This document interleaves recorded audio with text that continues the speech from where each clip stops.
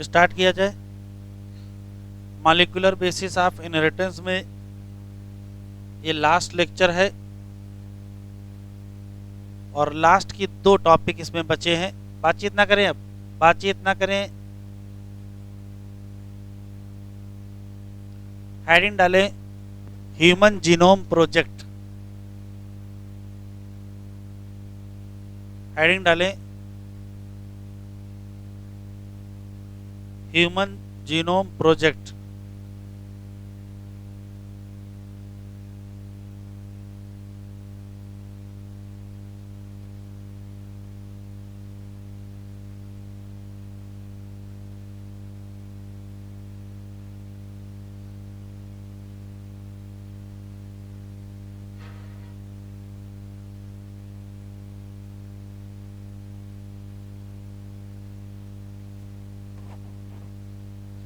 Human genome project का main goal क्या है, ये है क्या? तो ये एक ऐसा प्रोजेक्ट है जिसका मेन गोल ये है कि किसी पर्टिकुलर ह्यूमन जीनोम में टोटल जितने भी बेस पाए जाते हैं उनका करेक्ट सीक्वेंस क्या है, और दूसरा उन टोटल बेस से कुल कितने जीन बनते हैं या कितने जीन ह्यूमन जीनोम में पाए जाते हैं। मोटा मोटा जब ये प्रोजेक्ट स्टार्ट हुआ था तो था कि लगभग 20 से 25 हजार जीन होंगे। मेन गोल यही था। बाकी छोटे मोटे गोल और थे कि यहाँ से जो इन्फॉर्मेशन मिलेगी वो दूसरे ब्रांचेज को देंगे, उससे जो भी ह्यूमैनिटी की हेल्प हो पाएगी। ये बड़ा प्रोजेक्ट था, 2003 में शुरू हुआ। पक्का 1990 में शुरू हुआ। हाँ 1990 में शुरू हुआ और 2003 में पूरा हुआ। तो कितने साल चला? 13 साल चला। लेकिन क्रोमोसोम 1 की जो जीन सीक्वेंसिंग थी वो कंप्लीट हुई 2006 मई में। ठीक, इस प्रोजेक्ट को स्टार्ट किया डिपार्टमेंट ऑफ एनर्जी यूएस और हेल्थ डिपार्टमेंट उनका है। इसमें शुरुआत में वेलकम ट्रस्ट भी शामिल था, कुछ और देश भी शामिल थे जिसमें जापान था, चाइना था, जर्मनी था, फ्रांस था, ये सब लिखे हुए हैं। अगर हम कास्ट की बात करें तो ये कहा गया कि 3.3 गुणे 10 की पावर 9 बेस पेयर हैं और एक बेस पेयर की कास्ट $3 मानी गई। तो टोटल $9 बिलियन के आसपास खर्चा इसमें लगा। ये सब जनरल इन्फॉर्मेशन है। अगर जो भी डाटा यहाँ मतलब मिलेगा, जो भी इंफॉर्मेशन मिलेगी उसको कहीं ना कहीं स्टोर करोगे तो उसको बुक के फॉर्म में स्टोर करेंगे। तो कुल कितनी किताबें लगेंगी? एनसीईआरटी में डाटा दिया है कि 3300 बुक लगेंगी। अगर एक बुक में 1000 पेज होंगे और एक पेज में 1000 लेटर होंगे तब। और डाटा की एनालिसिस के लिए नई जो ब्रांच है उसका नाम बायो इन्फॉर्मेटिक्स है। तो सब जनरल क्वेश्चन रटने वाले हैं। इस हेडिंग में ज़्यादातर क्वेश्चन रटने वाले ही हैं। तो हम लिखते रहें, सुनते रहिए, लिखते रहिएगा। पहला है क्या?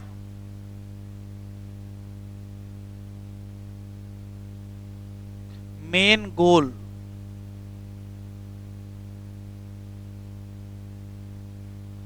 Of human genome project. तो 2 मेन गोल हैं। पहला है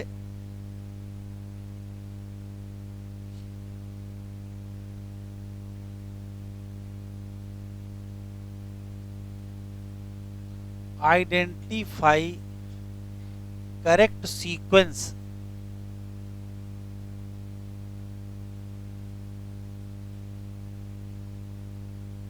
of all bases present in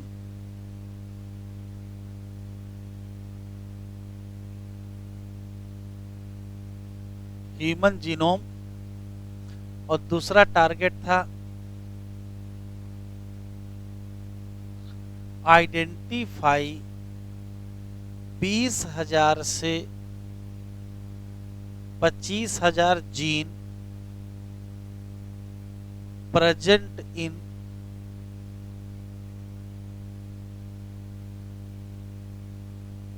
human genome.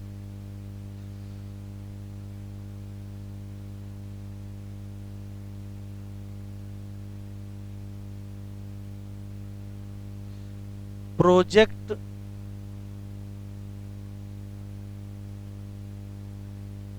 Start कब हुआ? 1990 में।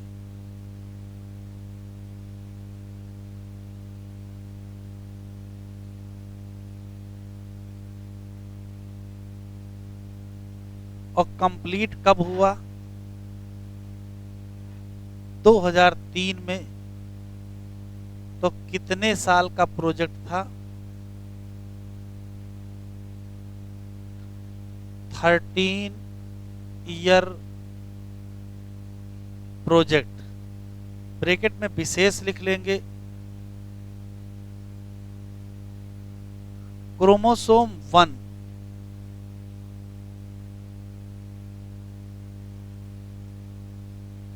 की सीक्वेंसिंग कंप्लीट हो गई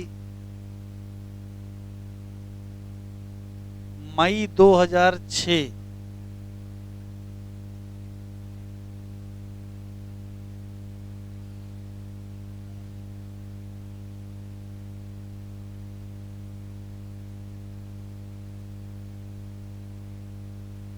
प्रोजेक्ट स्टार्ट किसने किया? तो यूएस का department of energy and health, इसमें इन्वॉल्व हैं यूके का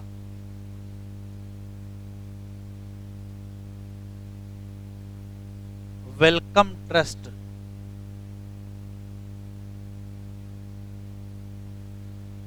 और मेनी कंट्रीज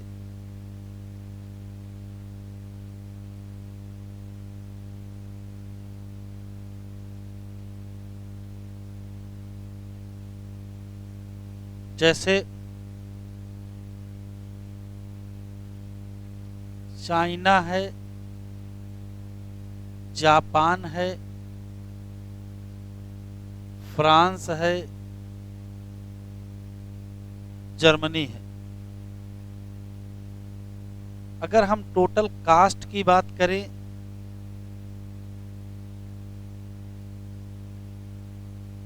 तो 9 बिलियन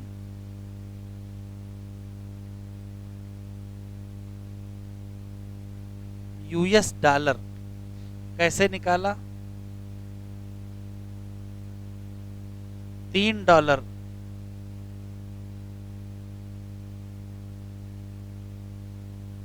पर बेस पेयर।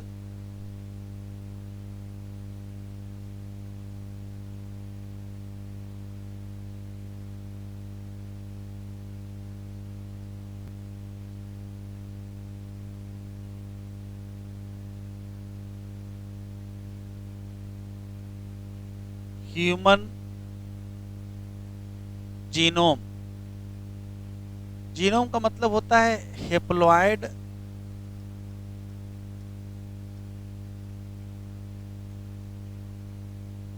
क्रोमोसोम में जो टोटल जीन होता है उसी को जीनोम कहते हैं। और इसमें टोटल कितने बेस पेयर हैं? 3.3 गुणे 10⁹ लिखते चले बेस पेयर। यदि इसकी सीक्वेंसिंग की जाएगी, बेटा बातचीत ना करो, तो जो डाटा मिलेगा इसको स्टोर किया जाएगा कितनी किताबों में? 3300 बुक्स। बस शर्त रख दी गई है क्या कि एक बुक में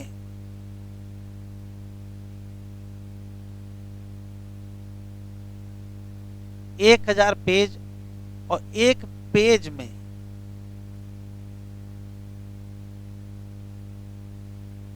लेटर्स। अच्छा, इस डाटा की एनालिसिस कैसे की जाएगी? तो एनालिसिस के लिए bio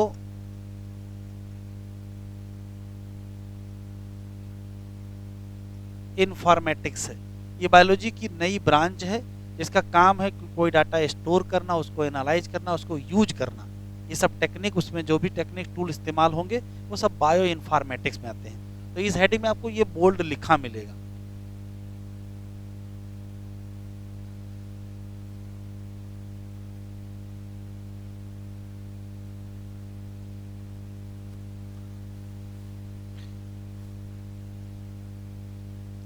some non human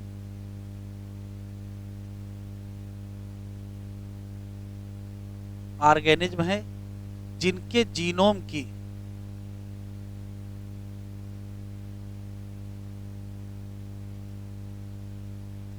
sequencing की गई है। कौन कौन से नॉन ह्यूमन है? तो एनसीईआरटी में लिखा है बैक्टीरिया है, ईस्ट है, निमेटोड है,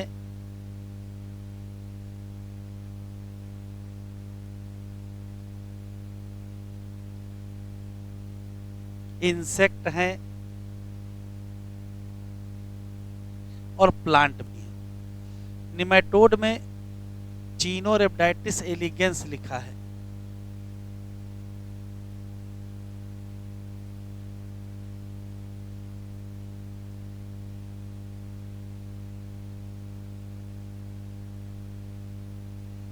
और इंसेक्ट में ड्रोसोफिला लिखा है। और प्लांट में राइस एंड अरेबिडोप्सिस लिखा है।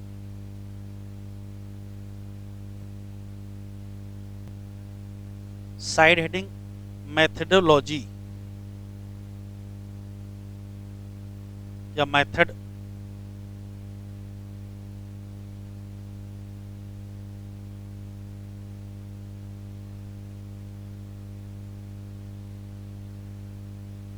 मेथड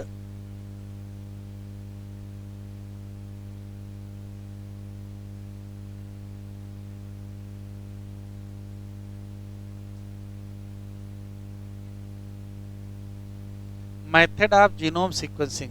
अब लिखने सुने, यहां से क्वेश्चन एग्जाम में आए हैं।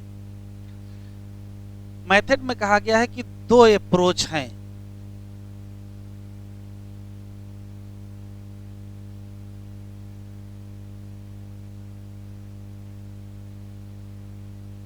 कहा गया दो अप्रोच हैं, तो कौन कौन से अप्रोच हैं? तो पहली अप्रोच ये है,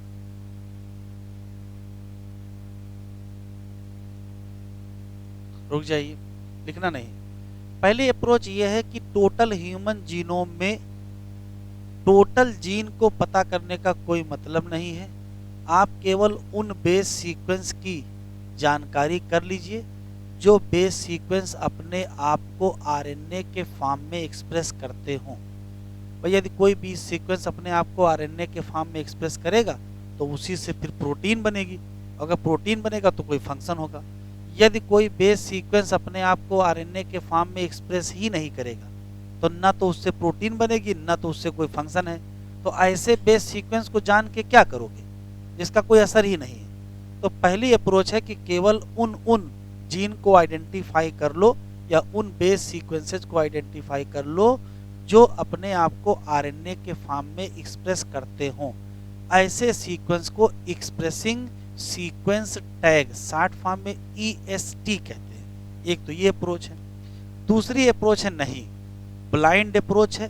कह रहे पहले होल जीनोम की कर लो सीक्वेंसिंग, टोटल जितने भी बेस हैं सबकी सीक्वेंसिंग कर लो, उसके बाद फिर आप बताओ, जैसे मान लेते यहाँ से लेकर के यहाँ तक ये बेस सीक्वेंस है, फिर आप बताओ कि इस बेस सीक्वेंस का ये काम है, ये बेस सीक्वेंस का ये काम है, इस बेस सीक्वेंस का ये काम है।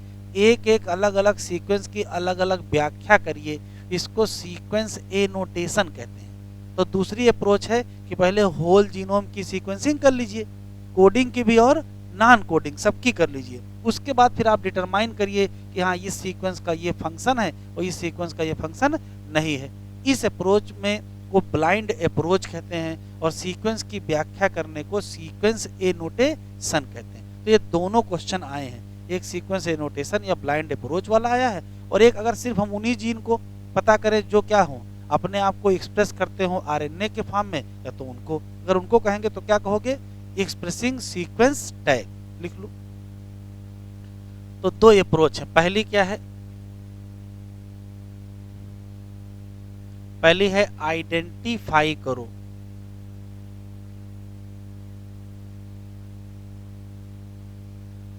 all gene that express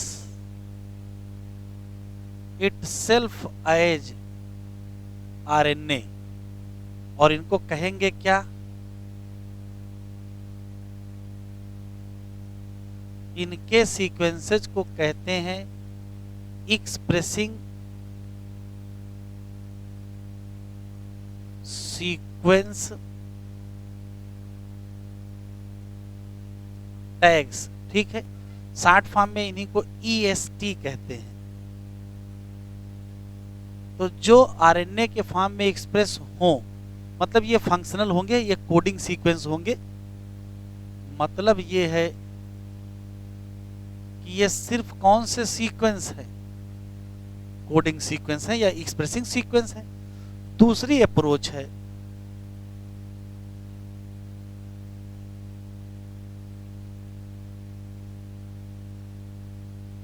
ये आया हुआ सवाल है, इसको ब्लाइंड अप्रोच कहते हैं।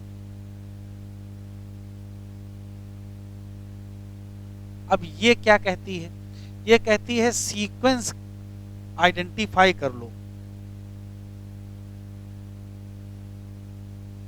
Identify all base sequence.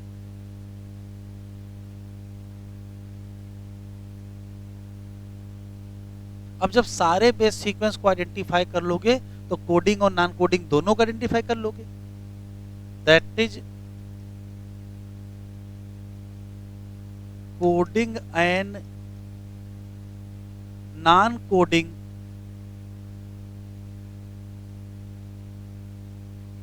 Sequence both. उसके बाद में क्या करो, उसके बाद में फिर असाइन करो उनके फंक्शन को। देन आइडेंटिफाई देयर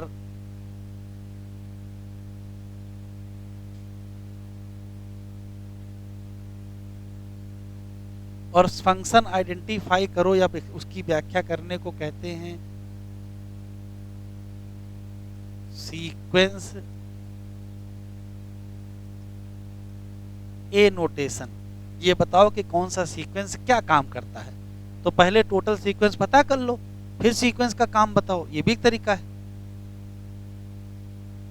तो ये दोनों सवाल आ चुके हैं।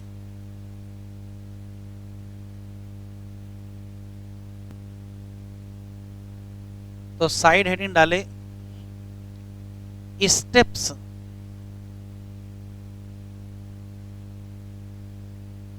Of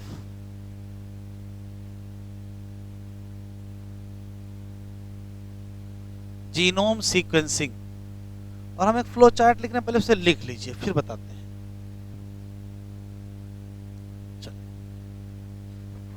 step of genome sequencing, आप कुछ लिखेंगे नहीं, सुनेंगे ध्यान से।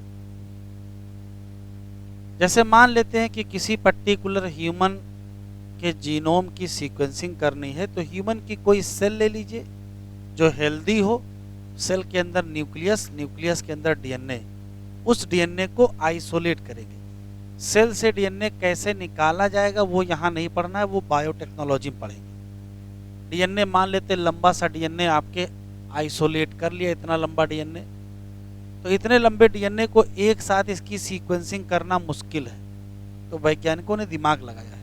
एक काम करते हैं, इसको छोटे छोटे टुकड़ों में बांट देते हैं, मान लेते 4 टुकड़े कर दिए गए, एक टुकड़ा ए हो गया, एक टुकड़ा बी हो गया, एक टुकड़ा सी और एक टुकड़ा डी है। ठीक, तो छोटे छोटे टुकड़ों में कैसे बांटोगे?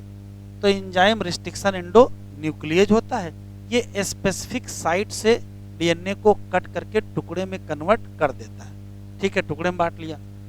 फिर सारे टुकड़ों को अलग करने के लिए एक मैकेनिज्म है जिसका नाम जेल इलेक्ट्रोफोरेसिस है, जिसमें साइज के हिसाब से डीएनए के फ्रेगमेंट सेपरेट हो जाते हैं। जो बड़ा फ्रेगमेंट होगा वो यहाँ रह जाएगा, उससे छोटा वाला यहाँ, उससे छोटा वाला यहाँ, उससे छोटा वाला यहाँ मिलेगा। फ्रेगमेंट साइज के हिसाब से अलग कर लिए जाएंगे।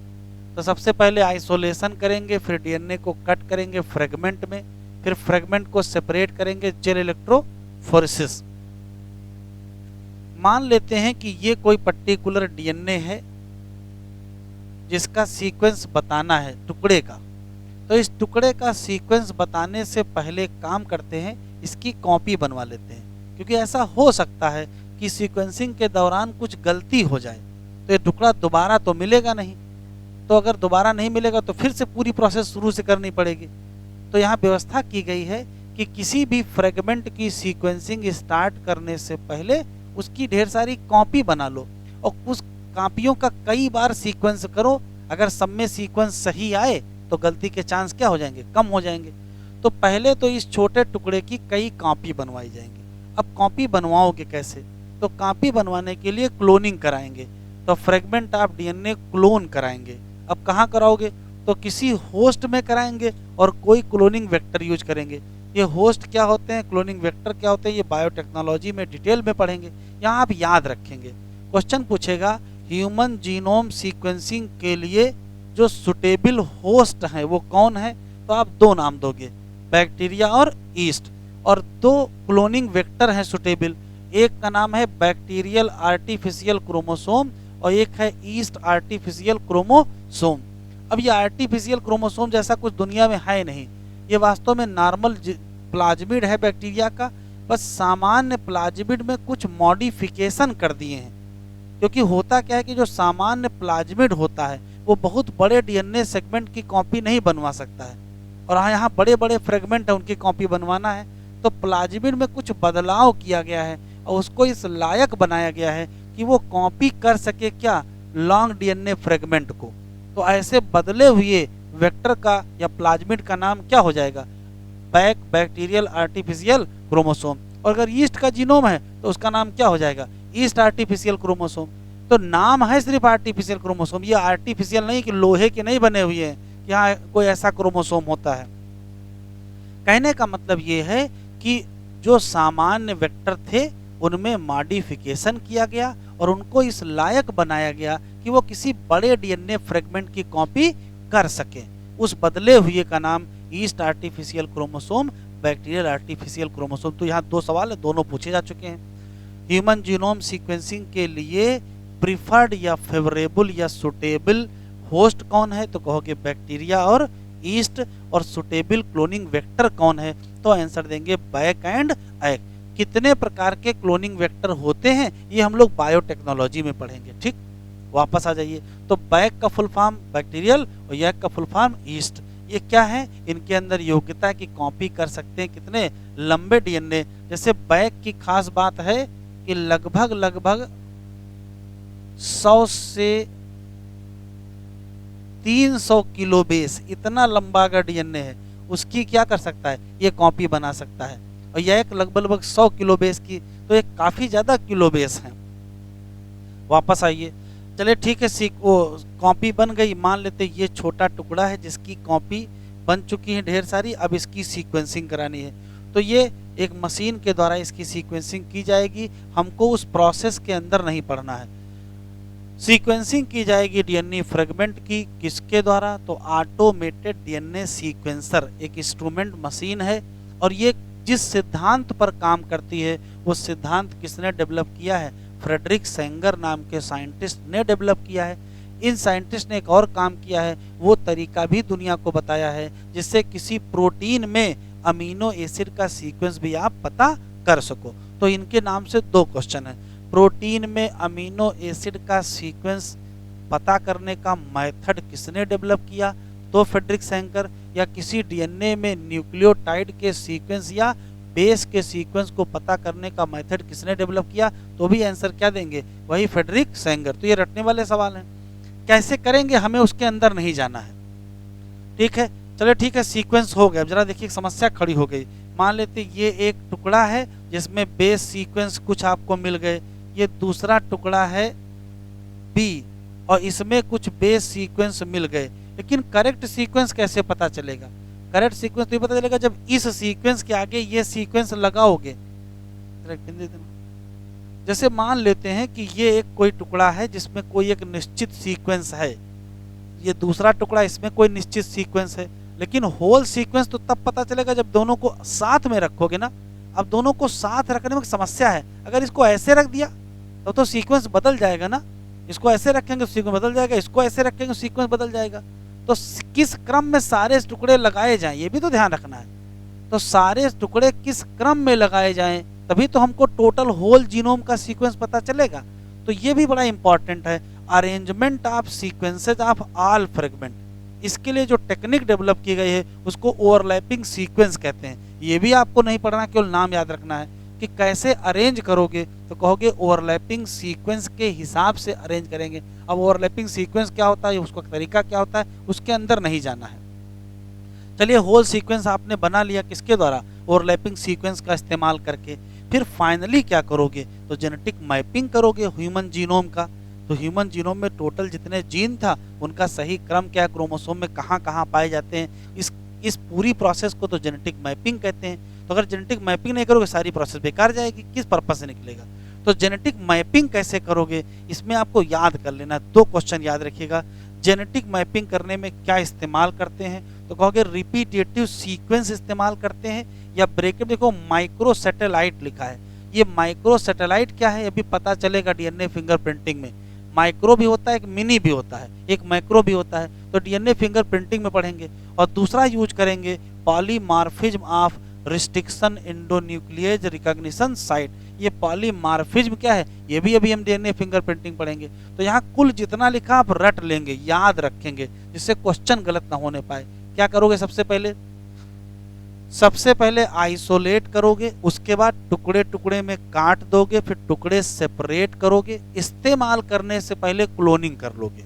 कहाँ करोगे, तो क्लोनिंग करने के लिए हमको चाहिए बैक्टीरिया या ईस्ट, और वेक्टर चाहिए बैक या एग। उसके बाद हम इसको ऑटोमेटेड डीएनए सीक्वेंसर में डालेंगे और सीक्वेंस हमको पता चल जाएगा। लेकिन इसका मेथड किसने डेवलप किया, सेंगर ने डेवलप किया। इन्होंने दुनिया में और कोई काम किया, क्योंकि हाँ अमीनो एसिड के सीक्वेंस की बात की है। फिर सारे फ्रेगमेंट के सीक्वेंस को सही क्रम में अरेंज भी तो करोगे। तो जब अरेंजमेंट करोगे तो उसमें ओवरलैपिंग फ्रेगमेंट्स या ओवरलैपिंग सीक्वेंस का इस्तेमाल किया जाएगा। और आखिरी में क्या करोगे, आखिरी में जेनेटिक मैपिंग करेंगे।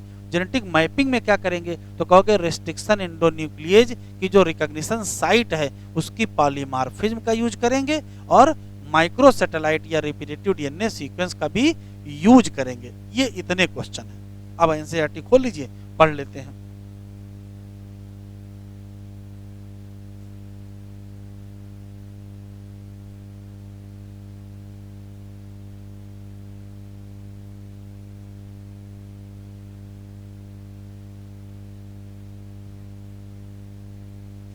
चलिए human genome project. Human genome project में इस पैराग्राफ में कुछ खास नहीं है, बस एक ही खास बात है कि प्रोजेक्ट लॉन्च कब हुआ, 1990 में। ह्यूमन जीनोम प्रोजेक्ट में दूसरी जो लाइन आपको अंडरलाइन करनी है, बस काम के लाइनें अंडरलाइन करेंगे कि टोटल कितने बेस हैं, लगभग इतने बेस है। एक बेस पेयर की कास्ट इतनी है तो टोटल कास्ट कितनी आ जाएगी, 9 बिलियन $। अगर डाटा स्टोर करोगे तो कितनी किताबें लगेंगी, 3300 किताबें लगेंगी। यदि एक किताब में कितने पेज, 1000 पेज, और एक पेज में कितने लेटर, 1000 लेटर। ठीक है, बाकी इसमें ये लाइन आखिरी में याद रखना है, बायो इन्फॉर्मेटिक्स, डाटा एनालिसिस और डाटा यूज करने की जो बायोलॉजी है उसका नाम क्या है, बायो इन्फॉर्मेटिक्स। तो ये भी इम्पॉर्टेंट है। फिर गोल बहुत सारे हैं, 2 मेन गोल हैं। एक मेन गोल है कि सही क्रम पता चल जाए, लगभग कितने, 3 बिलियन बेस का। और ये भी पता चल जाए कि लगभग 20 से 25,000 कौन से जीन हैं, वो भी तो मोटा मोटा पता चल जाए। बाकी और क्या है, इंफॉर्मेशन को स्टोर करो, इसको इम्प्रूव करो, इसको ट्रांसफर करो दूसरे सेक्टर में, और इथिकल, लीगल, सोशल इशू का भी ध्यान रखो। शुरुआत में प्रोजेक्ट शुरू हुआ, फिर कब खत्म हुआ, तो ये 13 ईयर प्रोजेक्ट था, इसका मतलब 2003 में कंप्लीट हो जाएगा। इसमें कौन कौन लोग हैं, तो यूएस का department of energy and health वाला है, दूसरा यूके का क्या है, वेलकम ट्रस्ट है, और बहुत सारी और देश हैं, जैसे कौन कौन से, Japan, France, Germany, China, other छोड़ो, अदर चक्कर न पड़ो। हम लोग किसी फर्जी प्रोजेक्ट में शामिल नहीं रहते हैं। यहां से फिर टिक करो। नॉन ह्यूमन मॉडल जिनकी सीक्वेंसिंग की गई, कौन कौन, तो कहोगे बैक्टीरिया की गई, ईस्ट की गई, चीनोरेप्टाइटिस एलिगेंस। ये पॉइंट टिक कर लीजिए, नहीं लिखिए जरा बढ़ा भी लीजिएगा। ये free living non pathogenic nematode है, ये जरा बढ़ा लीजिएगा जो लिखे थे। फ्री लिविंग नॉन पैथोजेनिक है, फ्री लिविंग भी है, नॉन पैथोजेनिक, हमने निमेटोड तो लिखा था। ड्रोसोफिला या फ्रूट फ्लाई का किया, प्लांट में राइस का किया, और अरेबिडोप्सिस का। फिर ये मेथड, तो दो मेजर अप्रोच हैं, कौन कौन सी, तो पहली अप्रोच ये है कि आइडेंटिफाई करो all gene that express as RNA, तो इसको कहोगे क्या, एक्सप्रेस सीक्वेंस टैग्स। और दूसरी कौन सी अप्रोच है, ब्लाइंड अप्रोच, इसमें क्या करो, सीक्वेंस कर दो किसका, होल सेट ऑफ जीनोम, मतलब कोडिंग का भी और नॉन कोडिंग का, फिर बाद में असाइन करो सीक्वेंस का और उसके फंक्शन का, तो इसको कहोगे क्या, सीक्वेंस एनोटेशन कहोगे।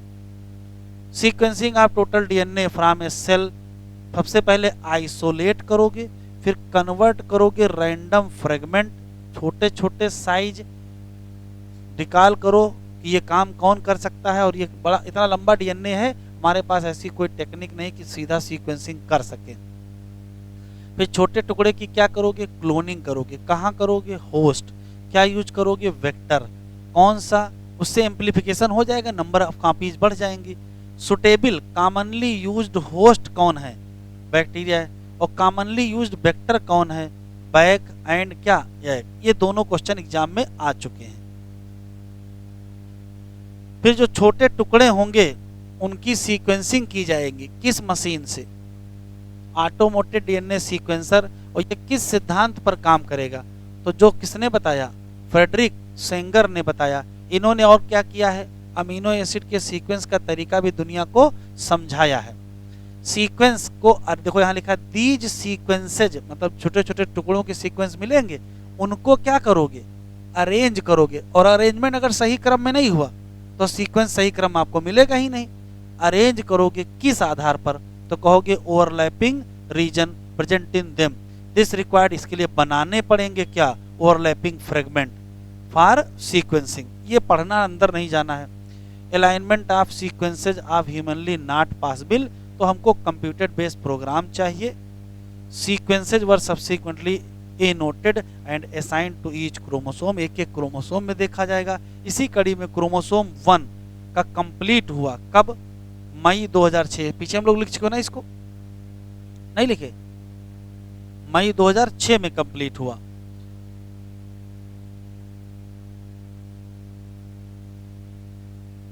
और आखिरी कह रहा, आखिरी जो चैलेंज है वो ये है कि जेनेटिक मैप, या बातचीत ना करो भाई, जेनेटिक मैपिंग या फिजिकल मैपिंग। अब ये जेनेटिक मैपिंग या फिजिकल मैपिंग करेंगे कैसे, तो वो लिखा है, दिस वाज जनरेटेड यूजिंग, यहाँ से information on polymorphism of restriction endonuclease recognition site, और यूज क्या करेंगे, रिपीटेटिव डीएनए सीक्वेंस, इसको कहते क्या है, माइक्रो सैटेलाइट। कह रहा ये एप्लीकेशन है, क्योंकि जो सैटेलाइट डीएनए, इसका मेन एक्सप्लेनेशन कहाँ पढ़ेंगे हम लोग, डीएनए फिंगर प्रिंटिंग। अब हेडिंग डालो, salient feature of human genome. यहां जितना लिखा है इसमें से लगभग सब पूछा जा चुका है। 3, 4, 5 क्वेश्चन होंगे, सुन लीजिए। जब सीक्वेंसिंग हो गई तब पता चला कि टोटल कितने बेस हैं, तो टोटल टोटल कितने बेस हैं? वैसे तो आप 3.3 गुणे 10 की पावर 9 कहते, लेकिन यहाँ एग्जैक्ट संख्या लिखी है, एग्जैक्ट संख्या लिखी कितनी? 3164.7 मिलियन। तो एग्जैक्ट संख्या बताइएगा। जब इतने बेस मिल गए तो ये भी पता चलेगा टोटल जीन कितने हैं। भाई कई बेस मिल करके एक जीन बनाता है, तो टोटल जीन की संख्या लगभग लगभग ये निकली, कितनी? 30,000। जबकि शुरू में वैज्ञानिक कह रहे थे कि संख्या लगभग लगभग 80,000 से 1,40,000 होगी। दूसरा, चलो ठीक है। फिर जब जीन पता चल गए तो किसी एक जीन में कितने बेस होंगे, किसी एक जीन में कितने बेस होंगे? तो एनसीईआरटी में लिखा है कि लगभग लगभग 3,000 बेस मिल करके कोई एक जीन बनाएंगे। एक्सेप्शन है, एक डिस्ट्रॉफिन नाम का जीन है जिसमें कितने बेस हैं। अच्छा, किसी एक क्रोमोसोम में कितने जीन होंगे? तो अलग अलग वेरिएबल होंगे। मैक्सिमम जीन किस क्रोमोसोम में होंगे? तो जो सबसे बड़ा क्रोमोसोम होगा, और वो है पहला क्रोमोसोम। तो मैक्सिमम जीन पहले क्रोमोसोम। तो मिनिमम किस में होंगे? जो सबसे छोटा होगा, और सबसे छोटा है वाई क्रोमोसोम। तो मैक्सिमम एक में है, मिनिमम वाई में है। मैक्सिमम एक में कितने हैं? तो ये दिया हुआ है एनसीईआरटी में 2968 2968। और मिनिमम कितने हैं? तो वाई में कितने? केवल 231। ठीक है। एक और खास बात, टोटल जीन कितने पता चले? 30,000। कह रहे हैं कि 50% से कम हैं जिनका हमको फंक्शन पता है, मतलब जानकारी ही नहीं है कि जीन करते क्या है। देखो लिखा है फंक्शन अननोन फॉर क्या 50% ऑफ डिस्कवर जीन। एक और बात, जो 50% जानकारी है, जिनका काम पता है, उसमें से केवल 2% से भी कम लोग हैं जो क्या बनाते हैं? प्रोटीन बनाते हैं। बड़ी स्पेशल बात है। सारा कहानी कॉन्सेप्ट तो यही रहा कि प्रोटीन बनाएगा वही जीन, यहाँ 2% से कम ही निकले। आखिरी सवाल, लगभग लगभग 1.4 मिलियन लोकेशन हैं जहां एक न्यूक्लियोटाइड में अंतर है। सिंगल न्यूक्लियोटाइड का जो वेरिएशन होता है उसको सिंगल न्यूक्लियोटाइड पॉलीमॉर्फिज्म कहते हैं। तो सिंगल न्यूक्लियोटाइड पॉलीमॉर्फिज्म कितनी जगहों पर देखने को मिली? तो कहोगे 1.4 मिलियन लोकेशन। तो जैसे लिखा ऐसे नहीं लिखना, हम जिस क्रम में लिखेंगे उस क्रम में लिखेंगे। लिख डालिए।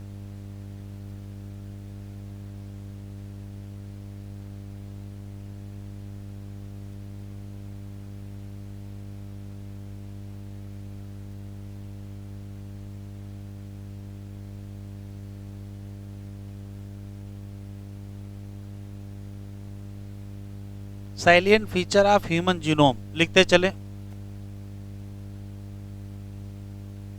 पहला, टोटल बेस।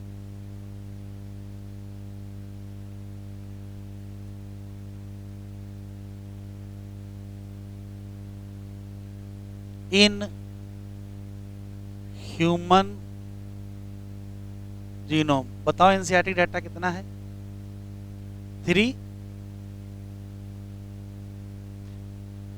3164.7।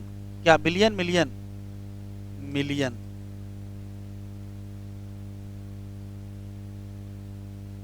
बेस है कि पेयर है? Pair.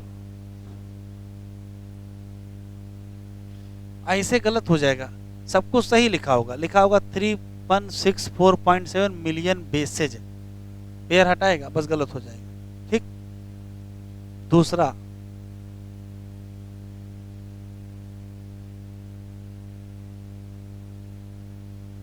Total gene in human genome कितने? तो डाटा याद रखेंगे 30,000 जीन। और अंदाजा कितने का था? हाँ, एक्सपेक्टेशन का है छोटा करो। एक्सपेक्टेशन था 80,000 से 1,40,000। मतलब इसी चैप्टर में 3 जगह अलग अलग डाटा लिखा है। शुरू में लिखे 20 से 25,000 जीन पता करेंगे, फिर अपने मन ही मन एक्सपेक्टेशन 80,000 से 1,40,000 कर दिए, फिर आखिरी में पता कितने चले? 30,000। कौन सा डाटा याद रखोगे? 30,000 याद रखोगे। तीसरा, मैक्सिमम जीन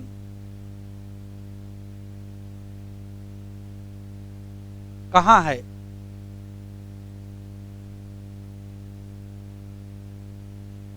क्रोमोसोम 1 पर है।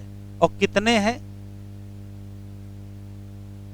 2968 जीन हैं minimum.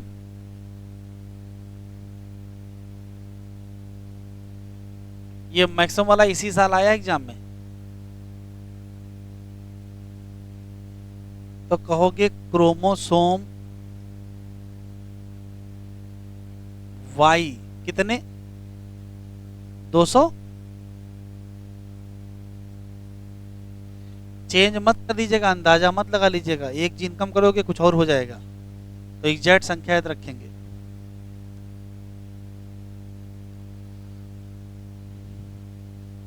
Function of gene not known. कितने जीन का फंक्शन पता नहीं है? तो कहोगे 50% जीन।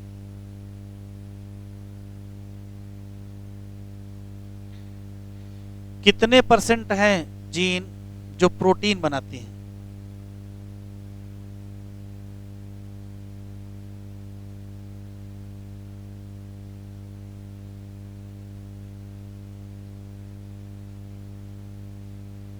कहोगे less than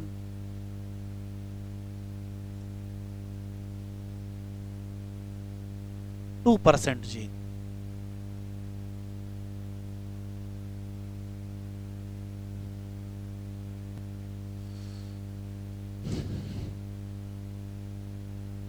each gene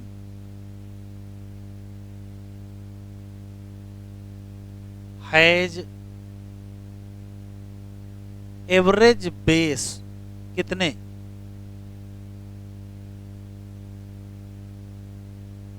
exception अलग है।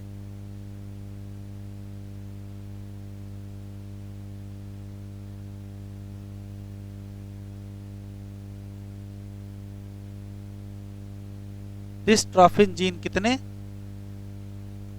2.4 मिलियन बेस। और इसी नाते डिस्ट्रॉफिन जीन क्या हो जाएगा? Largest gene. और कोई छूटा? 1.4 मिलियन लोकेशन है।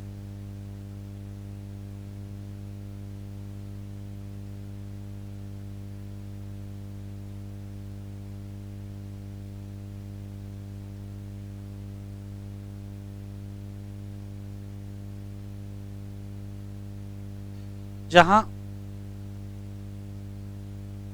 Single nucleotide polymorphism short form में स्निप्स कहते हैं।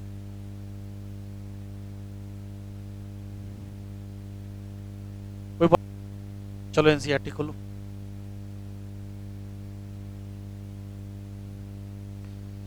साइलियन फीचर में सबसे पहला ह्यूमन जीनोम में कितने मिलियन? 3164। कितने? किसी एक जीन में कितने बेस? 3000।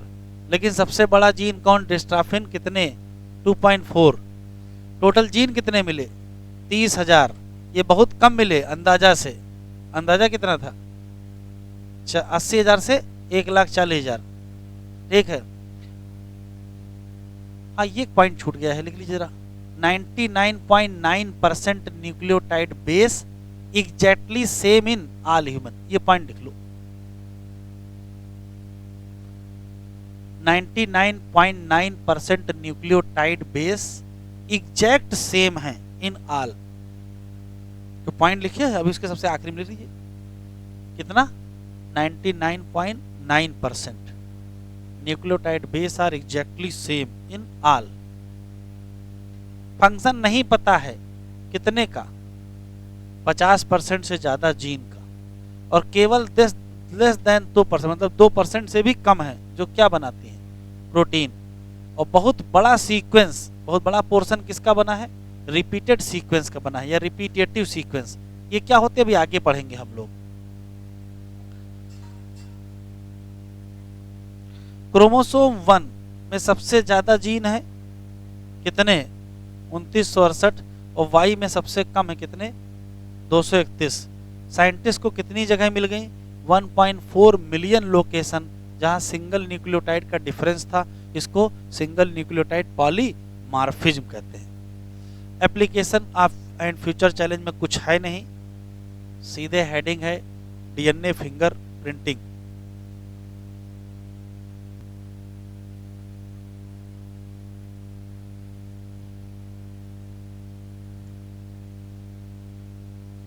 हेडिंग डालिए,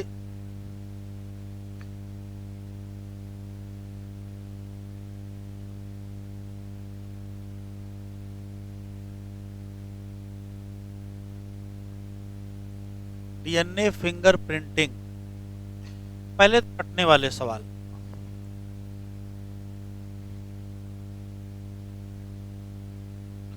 डेवलप बाई, लिखते चले। तो आंसर क्या देंगे, एलेक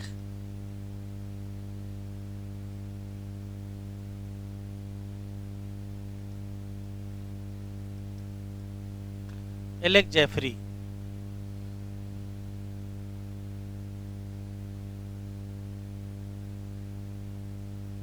इन इंडिया डेवलप्ड बाय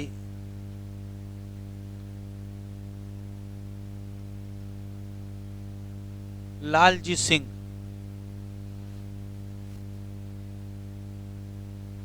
एक लाइन में डीएनए फिंगर प्रिंटिंग क्या है, तो ये वो प्रोसीजर है जिससे एक इंडिविजुअल को दूसरे इंडिविजुअल से डिफरेंशिएट, अलग किया जाता है या आइडेंटिफाई किया जाता है। एक इंडिविजुअल का जेनेटिक मेकअप दूसरे इंडिविजुअल के जेनेटिक मेकअप से अलग होता है। एक इंडिविजुअल को दूसरे इंडिविजुअल के जेनेटिक मेकअप से अलग होता है। अलग अलग बताने या पहचानने की जो प्रोसेस है उसी का नाम क्या है, डीएनए फिंगर प्रिंटिंग। एक इंडिविजुअल के जेनेटिक मेकअप को आइडेंटिफाई करो और उसको डिफरेंशिएट करो दूसरे इंडिविजुअल के जेनेटिक मेकअप से, उसी को कहते हैं क्या है, डीएनए फिंगर प्रिंटिंग। जैसे हम लोगों के उंगलियों पे जो निशान हैं वो एक इंडिविजुअल के निशान दूसरे इंडिविजुअल के निशान से क्या होते हैं, अलग होते हैं। वैसे ही जो जेनेटिक मटेरियल है या जो जेनेटिक मेकअप है वो एक इंडिविजुअल का दूसरे इंडिविजुअल से अलग होता है। अलग होता है ये बात ठीक है, लेकिन अलग पहचानोगे कैसे, तो पहचानने का जो तरीका उसका नाम डीएनए फिंगर प्रिंटिंग है। दूसरा, क्या पहचान लेते हैं और इसका आधार क्या है। ये दो क्वेश्चन आप अभी रट लेंगे, अभी आगे समझ में आ जाएगा। क्वेश्चन पूछा जाएगा कि आखिर डीएनए फिंगर प्रिंटिंग में क्या देख के पहचानते हैं कि ये अलग है ये अलग है, कुछ तो देखते होंगे। तो आइडेंटिफाई करते हैं डीएनए सीक्वेंस जहां पर रिपीटेटिव डीएनए सीक्वेंस होते हैं। अब रिपीटेटिव डीएनए सीक्वेंस क्या, भी हम अलग से पढ़ेंगे। फिर जरा सा क्वेश्चन चेंज करेगा, आंसर बदल जाएगा। डीएनए फिंगर प्रिंटिंग का आधार क्या है, बेसिस क्या है, तो आंसर दीजिएगा डीएनए पॉलीमार्फिज्म। ना मिले तो आंसर दीजिएगा सैटेलाइट डीएनए, वो भी ना मिले तो मिनी सैटेलाइट, और वो भी ना मिले तो वीएनटीआर दीजिएगा। ये क्या है अभी हम लोग पढ़ेंगे। तो जनरल बात ये है कि डीएनए फिंगर प्रिंटिंग एक ऐसी प्रोसेस है जिसमें एक इंडिविजुअल के जेनेटिक मेकअप को आइडेंटिफाई किया जाता है और उसको अलग करते हैं दूसरे इंडिविजुअल के जेनेटिक मेकअप से। एक बात कहने का मतलब, एक इंडिविजुअल का डीएनए फिंगरप्रिंट दूसरे इंडिविजुअल के डीएनए फिंगरप्रिंट से अलग होगा, बस दो लोगों को छोड़ के या एक लोगों को। अगर दो लोग आइडेंटिकल ट्विन हैं, जिसको मोनोजाइगोटिक ट्विन कहते हैं, उन दोनों का जो जेनेटिक मेकअप होगा वो क्या होगा, सेम होगा। तो उनको छोड़ दीजिए, बाकी सबका अलग अलग होता है। आखिर क्या देख के पहचानते हैं, क्या आप आइडेंटिफाई करते हैं डीएनए फिंगरप्रिंटिंग में, तो कहोगे डीएनए फिंगरप्रिंटिंग में रिपीटेटिव सीक्वेंस देखते हैं या रिपीटेटिव डीएनए सीक्वेंस देखते हैं। ये क्या होता है अलग पढ़ेंगे। किस आधार पर डीएनए फिंगरप्रिंटिंग काम करती है, तो आधार उसका जो बेसिस है वो है डीएनए पॉलीमॉर्फिज्म, ना मिले तो सैटेलाइट डीएनए, ना मिले तो मिनी सैटेलाइट, और ना मिले तो वीएनटीआर। इतना पहले लिख लो।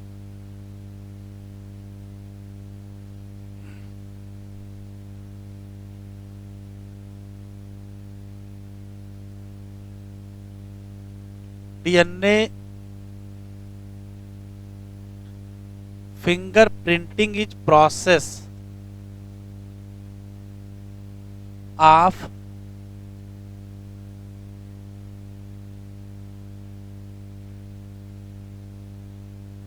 identification of genetic makeup of one individual that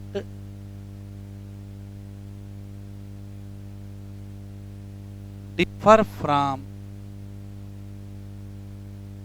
other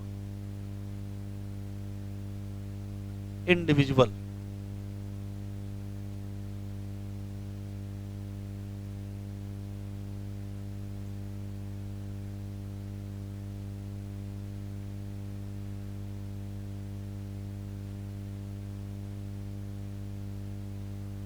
in DNA fingerprinting question पूछा जाता है क्या आइडेंटिफाई करोगे।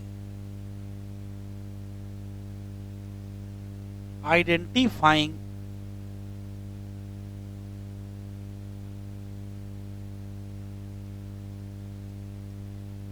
डीएनए सीक्वेंस विद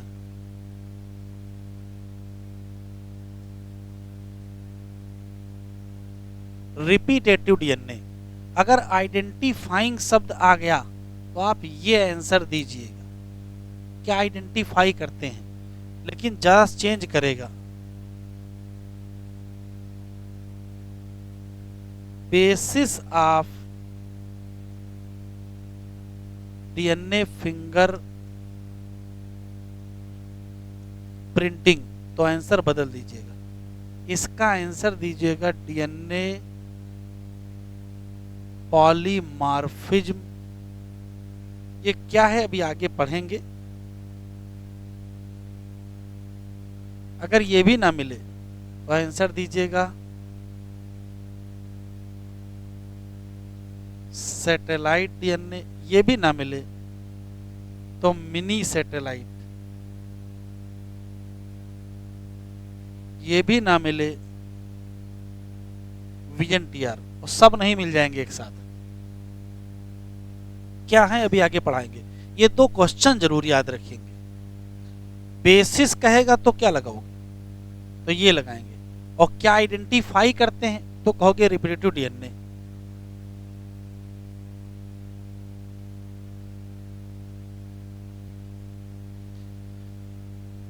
ह्यूमन में जीनोम की अगर हम बात करें तो 3.3 गुणे 10 की पावर 9 बेस पेयर हैं। इतने सारे बेस पेयर में से 99.9% बेस पेयर आइडेंटिकल या सेम होते इन ऑल ह्यूमन। तो बचे कितने, केवल 0.1% ही तो बचे। कहने का मतलब अगर दो इंडिविजुअल में आप अंतर देखना चाहते हो तो अंतर आपको कहाँ मिलेगा, उसी 0.1% में ही मिलेगा। तो डीएनए फिंगरप्रिंटिंग में जो आइडेंटिफिकेशन कर रहे हैं डिफरेंसेज को, वो डिफरेंसेज कहाँ मिलेंगे, उसी 0.1% में मिलेंगे। अब कैसे, तो टोटल डीएनए में से पहले उतना डीएनए अलग तो करो जिसमें डिफरेंसेज होते हैं। जिसमें डिफरेंसेज होते हैं उसको अलग करते हैं और उसी डीएनए का नाम सैटेलाइट डीएनए। कैसे सैटेलाइट कहा गया अभी समझ में आ जाएगा। तो लिख लीजिए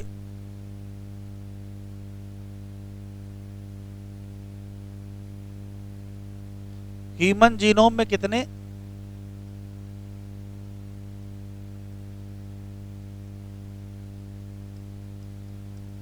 3.3 गुणे 10 की पावर 9 बेस पेयर हैं। इसका 99.9%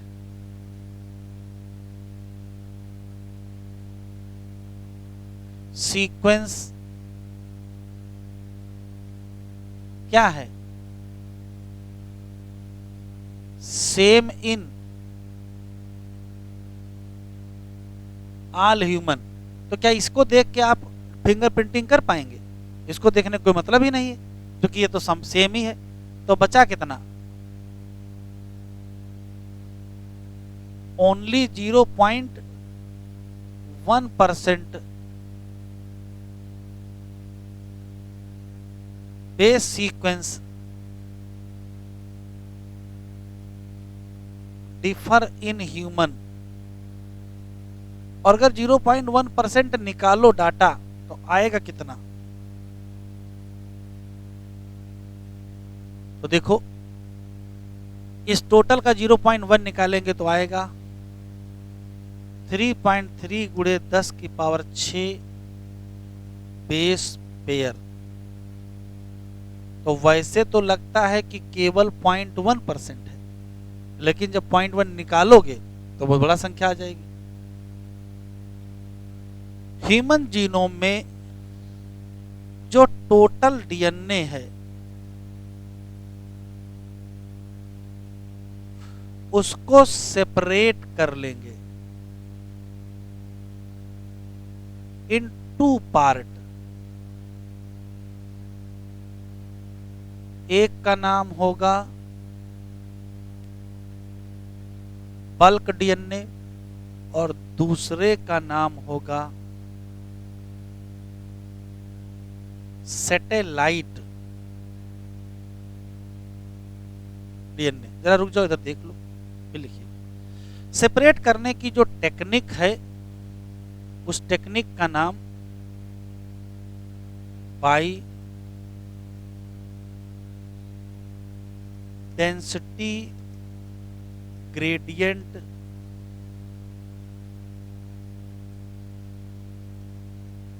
सेंट्रीफ्यूगेशन है। डेंसिटी ग्रेडियंट सेंट्रीफ्यूगेशन टेक्निक के द्वारा टोटल डीएनए को 2 भागों में बांटा जाएगा। तो जो मोस्ट ऑफ पार्ट है, जैसे मान लेते हैं ये मोस्ट ऑफ पार्ट है, ये एक साथ इकट्ठा हो जाएगा और छोटा सा हिस्सा अलग इकट्ठा हो जाएगा।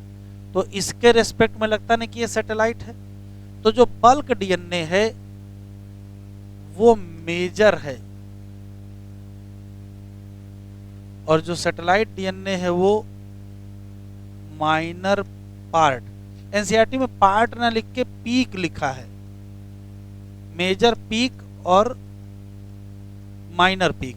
इस मेजर पार्ट में कितना परसेंट आएगा?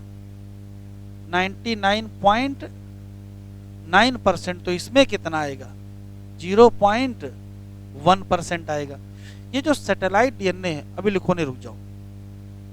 ये जो सैटेलाइट डीएनए है, इस सैटेलाइट डीएनए में जो डीएनए का सेगमेंट है वो कितना लंबा होगा?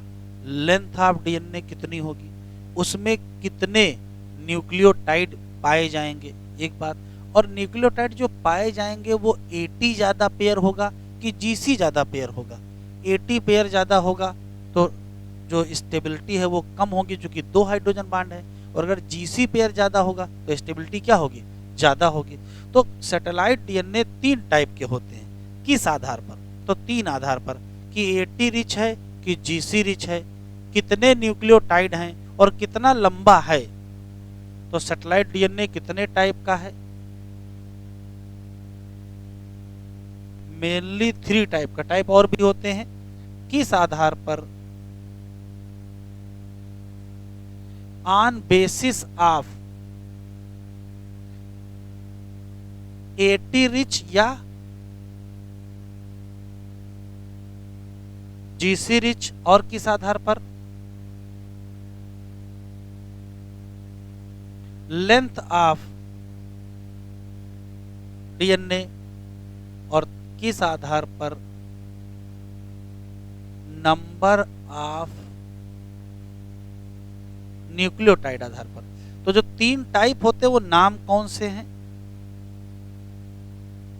तो एक है माइक्रो सैटेलाइट,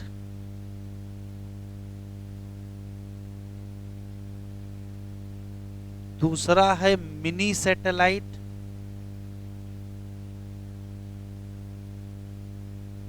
और तीसरा है माइक्रो सैटेलाइट। अगर हम संख्या की बात करें तो इसमें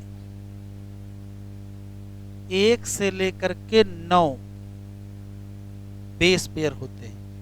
इसमें 10 से लेकर के 100 बेस पेयर, और इसमें 100 से लेकर के मोर बेस पेयर। मतलब बिल्कुल छोटा है, 10 बेस पेयर के अंदर अंदर है तो माइक्रो सैटेलाइट, उससे थोड़ा बड़ा है 100 के अंदर अंदर है तो मिनी सैटेलाइट, और उससे थोड़ा और बड़ा है तो माइक्रो सैटेलाइट। अब लिखो,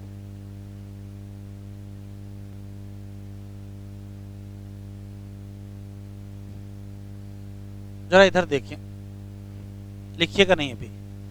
जैसे मान लेते कि कोई एक सीक्वेंस है ATACG, फिर लिखा है ATACG ATACG, तो ये कोई एक बेस सीक्वेंस है जो एक बार रिपीट हुआ, फिर एक बार और रिपीट हुआ। तो कितनी बार रिपीट हुआ? 3 बार रिपीट हुआ। ऐसा कोई भी सीक्वेंस जो रिपीट होता है उसको रिपीटेटिव सीक्वेंस कहते हैं। जैसे ये एक रिपीटेटिव सीक्वेंस है। अभी लिखिएगा नहीं,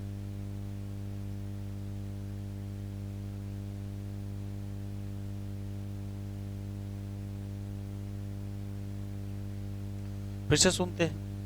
ऐसा कोई भी बेस सीक्वेंस, अभी लिखो नहीं, सुन लो, यही केवल समझने वाला पार्ट, बाकी कुछ है नहीं, याद करना है।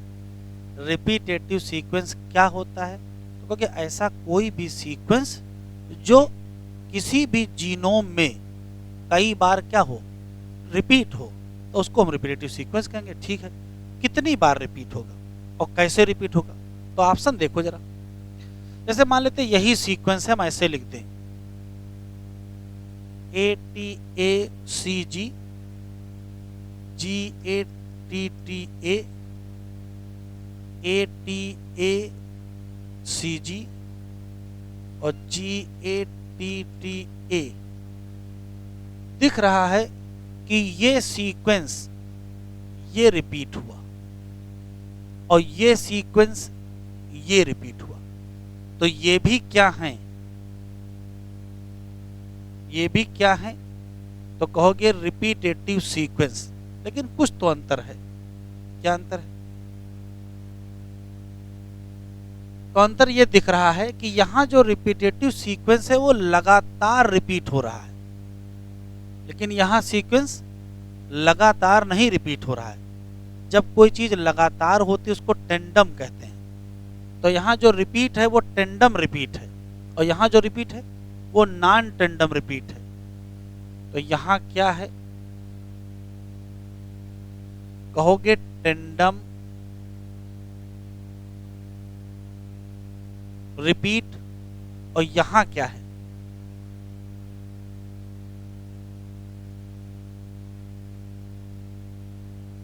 Non tandem repeat. अब कितनी बार रिपीट हुआ है? तो कहोगे 3 बार रिपीट हुआ है। कोई भी रिपीटेटिव सीक्वेंस किसी इंडिविजुअल में कितनी बार रिपीट होगा, यही अंतर है बस। वही रिपीटेटिव सीक्वेंस हमारे में 3 बार रिपीट है, इनके में 5 बार रिपीट है, इनके में 7 बार रिपीट है, उनके में 2 बार रिपीट है। अलग अलग इंडिविजुअल में रिपीटेटिव सीक्वेंस के रिपीट होने का नंबर ही क्या है? अलग है।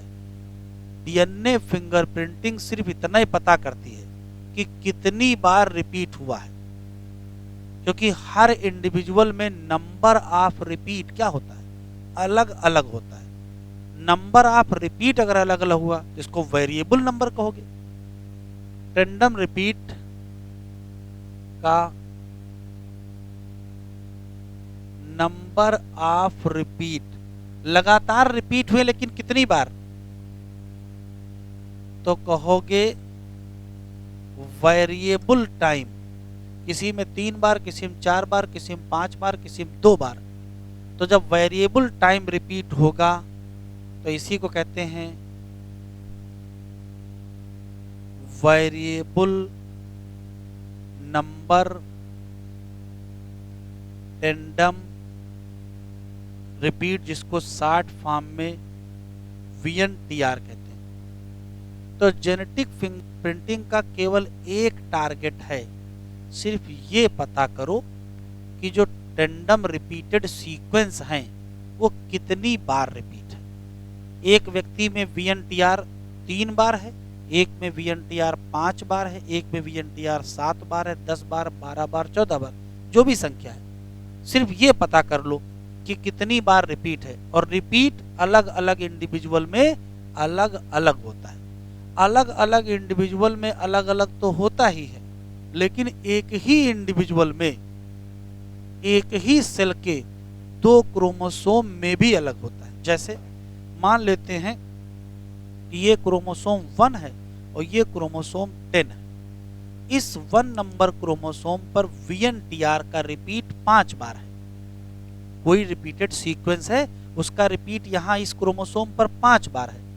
ये उसी इंडिविजुअल का कोई दूसरा क्रोमोसोम है और उसी सीक्वेंस का रिपीट यहाँ 3 बार है। तो number of repeat individual to individual भी क्या होते हैं, अलग होते हैं। इवन क्रोमोसोम टू क्रोमोसोम भी क्या है, अलग होते हैं। एक इंडिविजुअल का VNTR का रिपीट दूसरे इंडिविजुअल का VNTR मतलब नंबर अलग होगा, इसमें कोई दिक्कत नहीं। लेकिन एक ही इंडिविजुअल में एक क्रोमोसोम पर जितनी बार रिपीट होंगे दूसरे क्रोमोसोम पर उतनी ही बार रिपीट नहीं होंगे, या तो कम होंगे या तो ज्यादा। जैसे हो सकता है यहाँ 5 बार रिपीट हो सकता है यहाँ 3 बार रिपीट हो। तो DNA फिंगरप्रिंटिंग समझना या उसकी जो बेसिक आइडिया है वो सिर्फ यही है, क्या कि जो सैटेलाइट DNA है 0.1%, उसमें पाए जाते हैं repetitive sequence. Repetitive sequence tandem repeat होते हैं, लेकिन जो टेंडम रिपीट है वो कितनी बार होगा वो वेरिएबल होता है। उसी को कहते हैं variable number of tandem repeat, और वही बेसिस है किसका, DNA फिंगर प्रिंटिंग का। Number of repeat of repetitive sequence अलग अलग इंडिविजुअल का अलग अलग होता है। इवन एक ही इंडिविजुअल में 2 क्रोमोसोम में भी नंबर ऑफ रिपीट क्या होंगे, अलग अलग होंगे। अब लिखो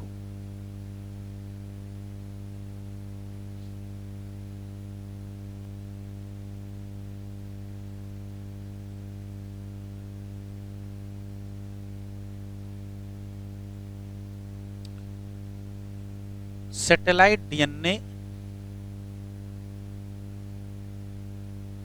have DNA with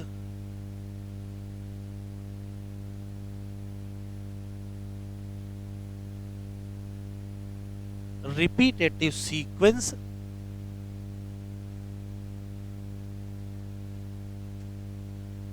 जो कि शो करते हैं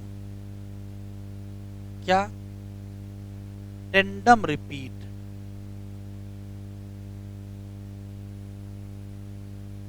टेंडम रिपीट का मतलब लगातार रिपीट होते हैं, लेकिन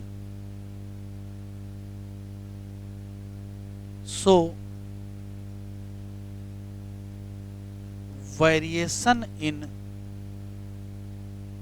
नंबर ऑफ रिपीट, और इसी को कहते हैं क्या, variable number of tandem repeat, और शॉर्ट फॉर्म में VNTR।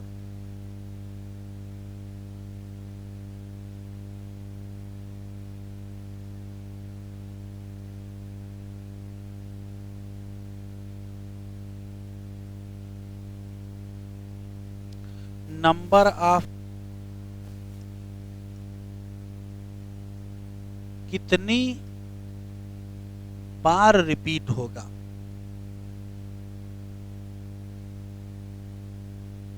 वो क्या होगा? तो कहोगे डिफरेंट इन डिफरेंट इंडिविजुअल या different in different chromosome of same individual. और इसी को कहते हो, ये जो डिफरेंस है इसी को कहते हो डीएनए पॉलीमॉर्फिज्म। अलग अलग लोगों में जो अंतर है, अंतर को ही तो पॉलीमॉर्फिज्म कहते हो। तो नंबर ऑफ रिपीट ही अलग अलग है, इसी को कहते हैं डीएनए पॉलीमॉर्फिज्म। और यही बेसिस है किसका?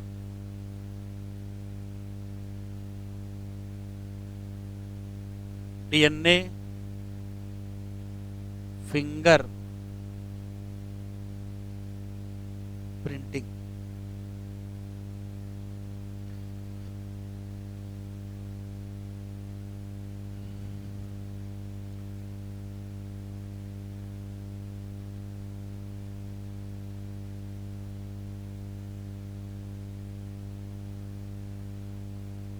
सुन लीजिए क्या है, फिर लिख लीजिएगा सारे पॉइंट्स। पहला सवाल है कि ये डीएनए पॉलीमॉर्फिज्म है क्या? तो पॉलीमॉर्फिज्म शब्द का शाब्दिक मतलब वेरिएशन होता है। वेरिएशन इन डीएनए को ही डीएनए पॉलीमॉर्फिज्म कहेंगे। अब सवाल है कि ये डीएनए पॉलीमॉर्फिज्म आएगी कहाँ से? तो एक तरीका है कि एलील फ्रीक्वेंसी चेंज हो। एलील फ्रीक्वेंसी चेंज हो कम से कम 0.01% से ज़्यादा। और दूसरा तरीका है कि फिर म्यूटेशन कर दिया जाए। तो म्यूटेशन भी ऐसा हो कि अगर जर्मिनल सेल में म्यूटेशन हो गया, उसकी डेथ ही हो गई, तो इस म्यूटेशन कोई मतलब नहीं। कम से कम ऐसा हो कि वो इनहेरिटेबल म्यूटेशन होना चाहिए, ठीक, अगली प्रोजनी में चला जाए, इनहेरिटेबल म्यूटेशन होना चाहिए। डीएनए पॉलीमॉर्फिज्म ही आधार है दो चीजों का, और दोनों बार पूछा जा चुका है। जो पढ़ रहे हैं ये डीएनए फिंगरप्रिंटिंग का आधार है, और भी जो पढ़ चुके हैं genetic mapping of genome sequencing का आधार है। डीएनए फिंगरप्रिंटिंग हो चाहे जीनोम सीक्वेंसिंग, दोनों का आधार क्या है? ये डीएनए पॉलीमॉर्फिज्म है। हाई डिग्री ऑफ पॉलीमॉर्फिज्म हमको देखने को मिलेगी इंडिविजुअल विद इन पॉपुलेशन। एक इंडिविजुअल की दूसरे इंडिविजुअल से डीएनए पॉलीमॉर्फिज्म होगी। विद इन ए इंडिविजुअल एक क्रोमोसोम और दूसरे क्रोमोसोम के बीच भी क्या मिलेगी? डीएनए पॉलीमॉर्फिज्म मिलेगी। लेकिन एक ही इंडिविजुअल के दो सेल के बीच डीएनए पॉलीमॉर्फिज्म नहीं मिलेगी। सेम डिग्री ऑफ क्या होगी?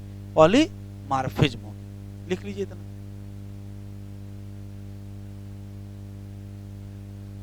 ये क्या है? तो वास्तव में तो ये है variation. DNA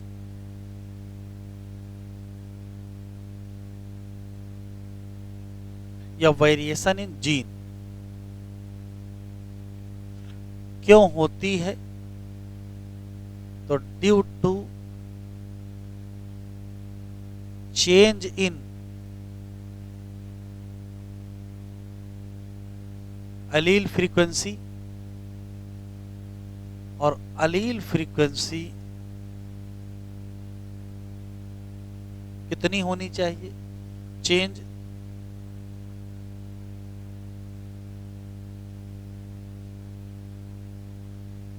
more than 0.01।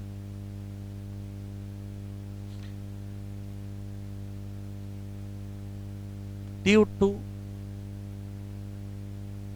Mutation, वो भी कैसा?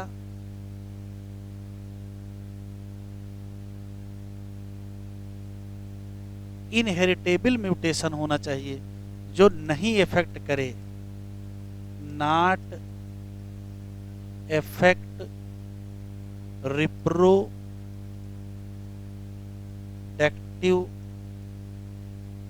एबिलिटी और inherit in progeny.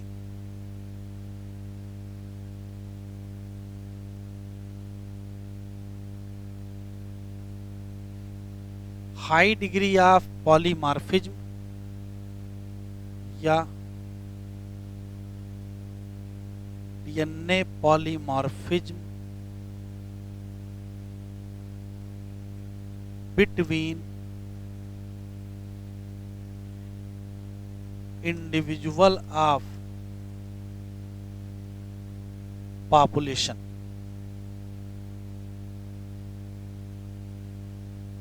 With in individual, किसी एक इंडिविजुअल के अंदर same degree of polymorphism within same degree of polymorphism within same degree of polymorphism within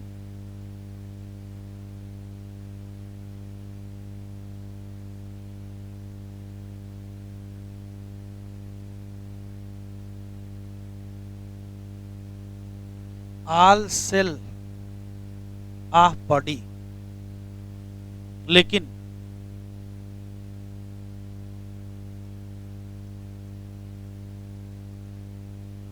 variation in VNTR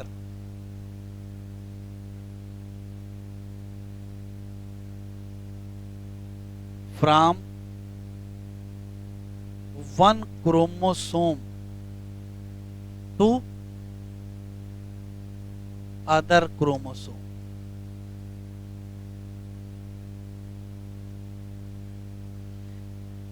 body की सभी सेल में तो सेम होगा, लेकिन एक सेल के अंदर जो दो क्रोमोसोम होंगे या कई क्रोमोसोम होंगे उसमें डिफरेंसेस मिल जाएंगे VNTR में।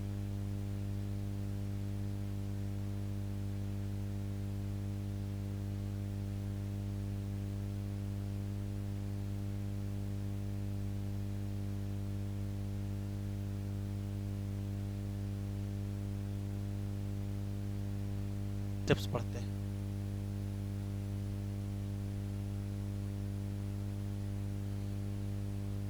DNA fingerprinting. जैसा कि पहले से ही आपको पता है कि 99.9% बेस सीक्वेंस क्या है, सेम है, क्योंकि ह्यूमन में है कितने 3 × 10⁻⁹। अगर कितने परसेंट में कितने में अंतर होगा तो 0.1% में अंतर होगा। वो संख्या कितनी आएगी 3.3 × 10⁶। It is the differences in the sequence of DNA which make every individual unique। बातचीत ना करो भाई।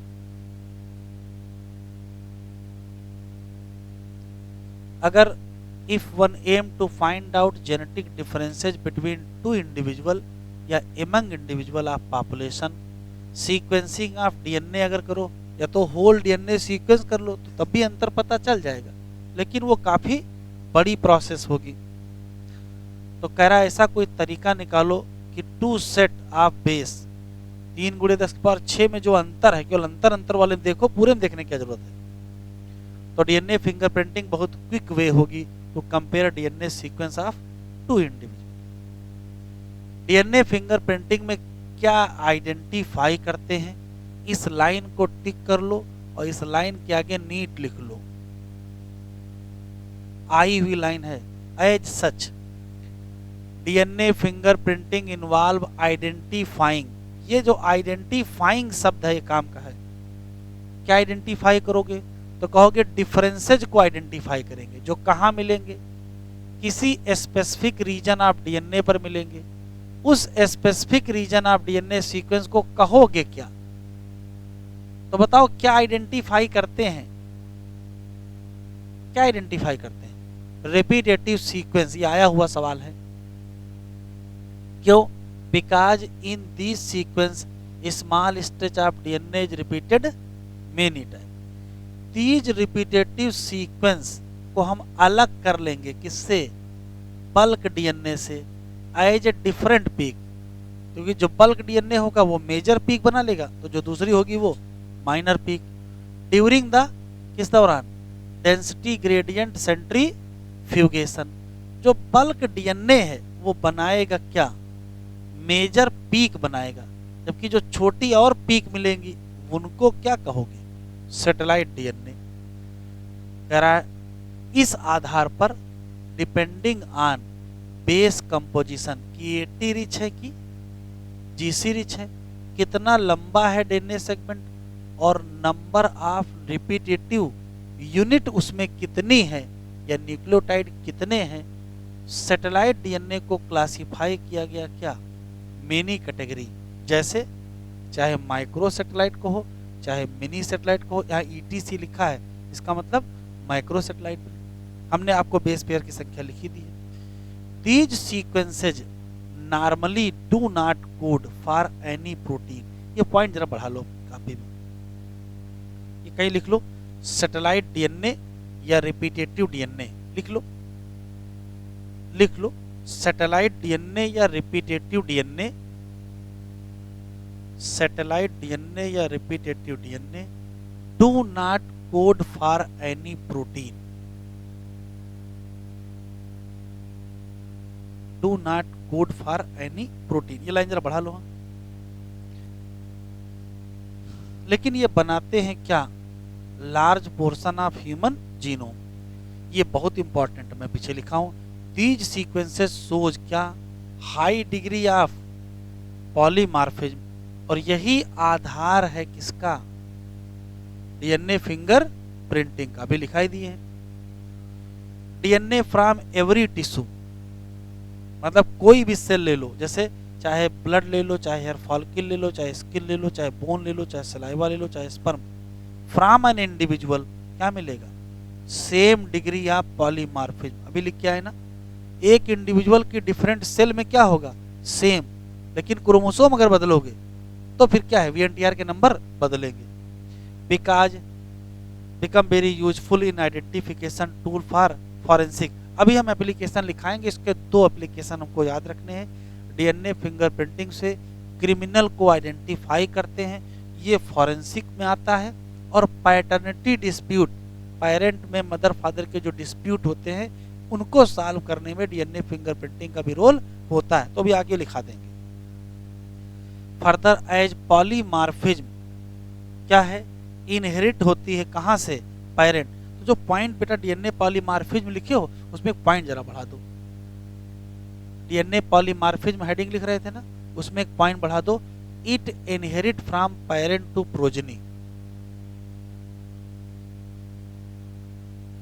Inherit from parent to progeny, और ब्रैकेट में लिख दीजिए 50-50%। ये क्या भी आगे पता चलेगा, मतलब 50% कहां से? मदर से, और 50% कहां से? फादर से। DNA fingerprinting basis, DNA fingerprinting is the basis of क्या? Paternity testing. तो ये दो लाइनें भी आगे हम लिखा देंगे एप्लीकेशन में। यहां से पॉलीमॉर्फिज्म स्टार्ट है, यहां से ये आधा पेज लिखा हुआ है, आगे भी आधा पेज लिखा हुआ है। Polymorphism in DNA sequence is the basis of genetic mapping as well as, इसका ये 2 बार नीट में आ चुका है, टिक कर लीजिए। डीएनए पॉलीमॉर्फिज्म किसका किसका आधार है? मैपिंग का भी और DNA finger printing. DNA polymorphism is essential that understood what DNA polymorphism है। तो पॉलीमॉर्फिज्म शब्द का मतलब होता है क्या? वेरिएशन। अब डीएनए के लेवल पर मतलब जेनेटिक, ये कहां से आएगी? मोस्टली ये म्यूटेशन से आएगी। कह रहा रिकॉल करो डिफरेंट काइंड ऑफ म्यूटेशन जो चैप्टर 4 में पढ़े हैं, कह रहा आगे पढ़ेंगे भी। फिर भी कह रहा जो नया म्यूटेशन है वो इंडिविजुअल में आएगा 2 जगह, सोमैटिक सेल और दूसरा कहाँ? Germinal cell. जर्मिनल सेल कौन सी होती है? जो गैमीट बनाती है। कह रहा अगर जर्म सेल के म्यूटेशन हो लेकिन ऐसा ना हो कि इंडिविजुअल की रिप्रोडक्टिव एबिलिटी खराब हो जाए। अगर जर्म सेल में म्यूटेशन हुआ और रिप्रोडक्शन की एबिलिटी ही खत्म हो गई तो इस म्यूटेशन का कोई मतलब नहीं है, क्योंकि वो इनहेरिट नहीं होगी। तो कह रहा if germ cell mutation does not seriously impair individual reproductive ability या प्रोड्यूस टू ऑफस्प्रिंग, ये ट्रांसमिट कर देगा अपने म्यूटेशन को, अगली जनरेशन में चला जाएगा। अदर मेंबर ऑफ पॉपुलेशन, किसके थ्रू? Sexual reproduction. फिर कह रहा अलील पढ़ लो, एक लाइन जरा कॉपी में लिख लो अपने। Allelic sequence variation describe as DNA polymorphism. Allelic sequence को भी क्या कहते हैं? डीएनए पॉलीमॉर्फिज्म कहते हैं, बस शर्त लगा दी गई है। इफ क्या? इफ लिखा है more than one allele at a locus in human population, कितना होना चाहिए? फ्रीक्वेंसी ग्रेटर देन, अगर अलील फ्रीक्वेंसी कितनी आ जाए? ग्रेटर देन 0.01 से ज्यादा है तब। In simple term inheritable mutation जिसकी फ्रीक्वेंसी क्या हो? हाई हो, फिर उसी को क्या मानोगे? Probability of such variation to be observe in non coding sequence would be higher in as mutation in these sequence may not have immediate effect। अगर नॉन कोडिंग में म्यूटेशन हो गया तो उससे बहुत ज़्यादा फर्क नहीं पड़ेगा ऑर्गेनिज्म में, क्योंकि उससे कुछ बनना नहीं है। तो फिर क्या होगा? उसकी रिप्रोडक्टिव एबिलिटी खराब नहीं होगी और वो अगली जनरेशन में चला जाएगा। These mutation keep on accumulation generation after generation from, और यही बनाएगा बेसिस ऑफ वेरिएबिलिटी या polymorphism. There is a variety of different type of polymorphism ranging from, polymorphism भी कई प्रकार की है, एक न्यूक्लियोटाइड में अंतर है, तो पॉइंट टिक कर लो। Ranging from single nucleotide change से large scale change. For evolution या speciation polymorphism play very important role. कह रहा कहाँ पढ़ोगे? हायर क्लास में। हाइडिंग डालिए step of DNA fingerprinting.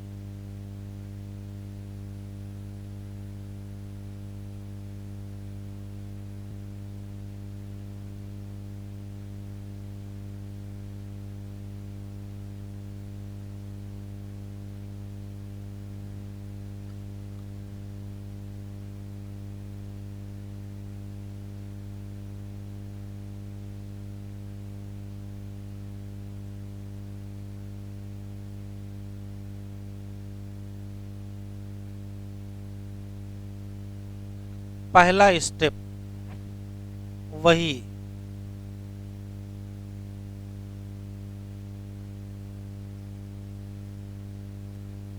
Isolation of DNA.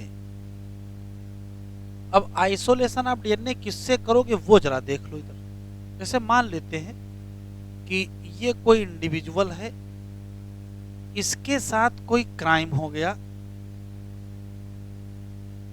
और इसकी बॉडी पर कोई दूसरी सेल मिल गई जो इसकी नहीं है। तो यदि किसी दूसरे की सेल मिल गई है इसका मतलब यही क्रिमिनल है जिसकी सेल है, ये संभावना है। तो इस पर्टिकुलर सेल, ये मिल गई सेल, उसके अंदर मिल गया न्यूक्लियस, उसके अंदर मिल गया डीएनए।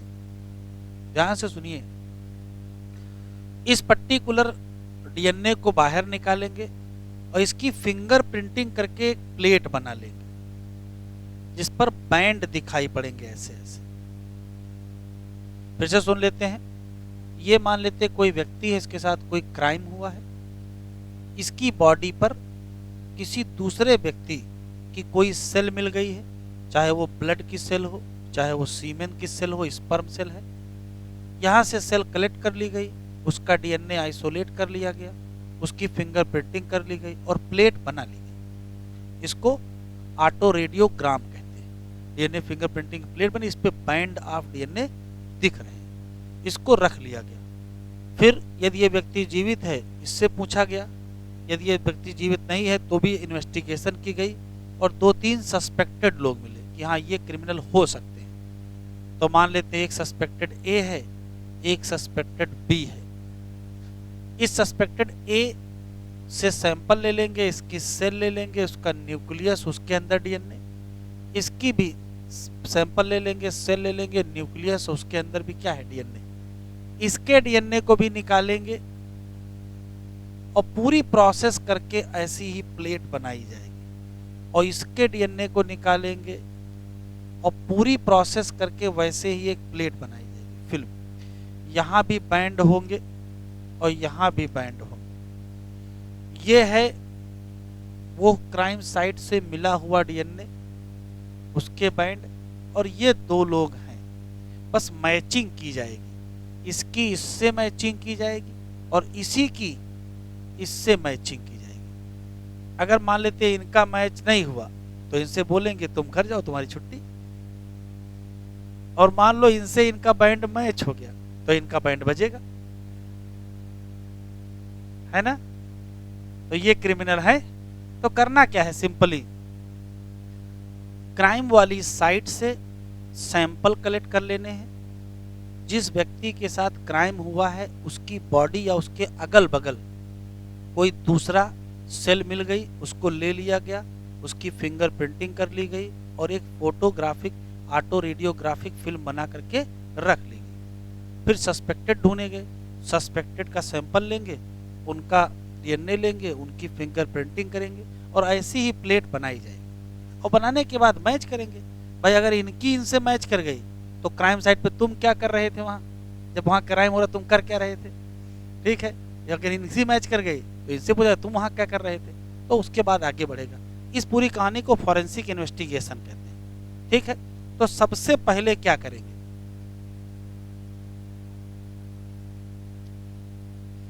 सबसे पहले आइसोलेशन करेंगे। लिखते चलो, सुनते चलो, लिखते चलो। क्या करेंगे, आइसोलेशन ऑफ डीएनए।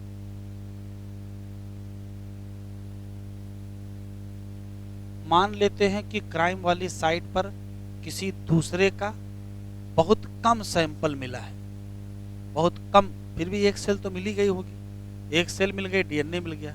तो उसकी फिंगरप्रिंट स्टार्ट करने से पहले काम करते हैं, उस पर्टिकुलर डीएनए की कॉपी बनवा लेते हैं। हो सकता है भाई फिंगरप्रिंटिंग में वो लॉस हो जाए, डैमेज हो जाए, कोई बात हो सकती है, तो दोबारा क्या फिर से क्राइम करवाओगे, फिर से सस्पेक्टेड, ऐसे तो करोगे नहीं।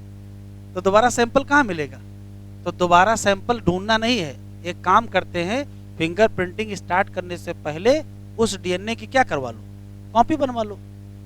तो दूसरा है make many copy of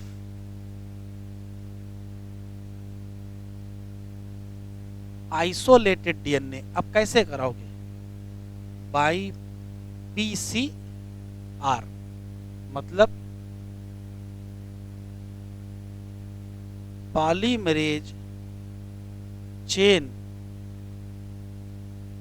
reaction करवाओगे, ठीक है।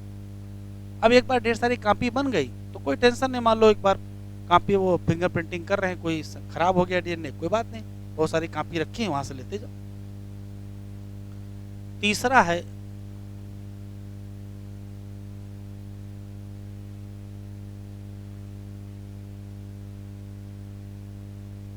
DNA cut into many fragment, छोटे छोटे टुकड़ों में काटा जाएगा। प्रोसेस कौन सी,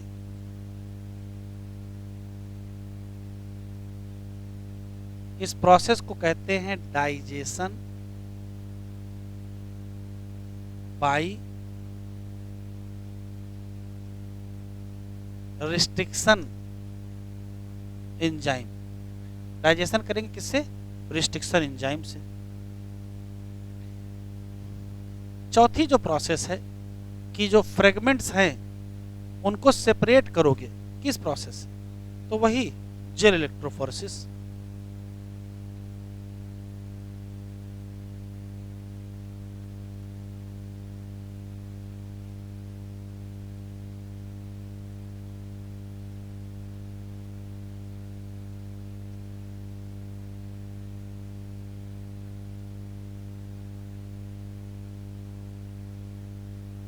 जेल इलेक्ट्रोफोरेसिस। और जेल इलेक्ट्रोफोरेसिस में क्या होता है अभी आगे हम लोग बायोटेक्नोलॉजी में पढ़ेंगे। फिर भी जो बड़ा डीएनए फ्रेगमेंट होता है वो यहाँ रह जाता है, उससे छोटा वाला यहाँ, उससे छोटा वाला यहाँ, उससे छोटा वाला यहाँ, ऐसे होता है ना। जो छोटा वाला होता है वो दूर चला जाता है और जो बड़ा वाला होता है वो करीब रह जाता है। जेल इलेक्ट्रोफोरेसिस करने के बाद जो डीएनए है इनकी छाप ली जाती है। छाप लेने को ब्लॉटिंग कहते हैं। दूसरी फिल्म पर लाएंगे जो कि नाइट्रोसेलुलोज या आर्टिफिशियल होगी या नाइलॉन की होगी। तो जेल प्लेट से डीएनए को ट्रांसफर किया जाएगा किस पर, नाइलॉन पर या नाइट्रोसेलुलोज पर, और इसको ब्लॉटिंग कहते हैं। सदर नाम के वैज्ञानिक ने डेवलप किया तो नाम क्या पड़ गया, सदर्न ब्लॉटिंग। अरे चाहे जो कह लो कोई दिक्कत नहीं। पांचवा,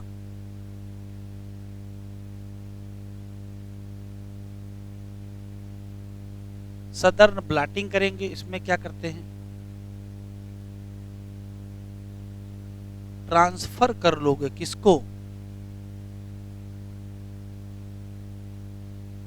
डीएनए फ्रेगमेंट फ्रॉम, कहां से, जेल प्लेट टू सिंथेटिक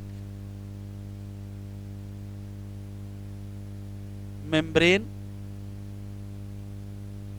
और वो सिंथेटिक मेम्ब्रेन किसकी होंगी,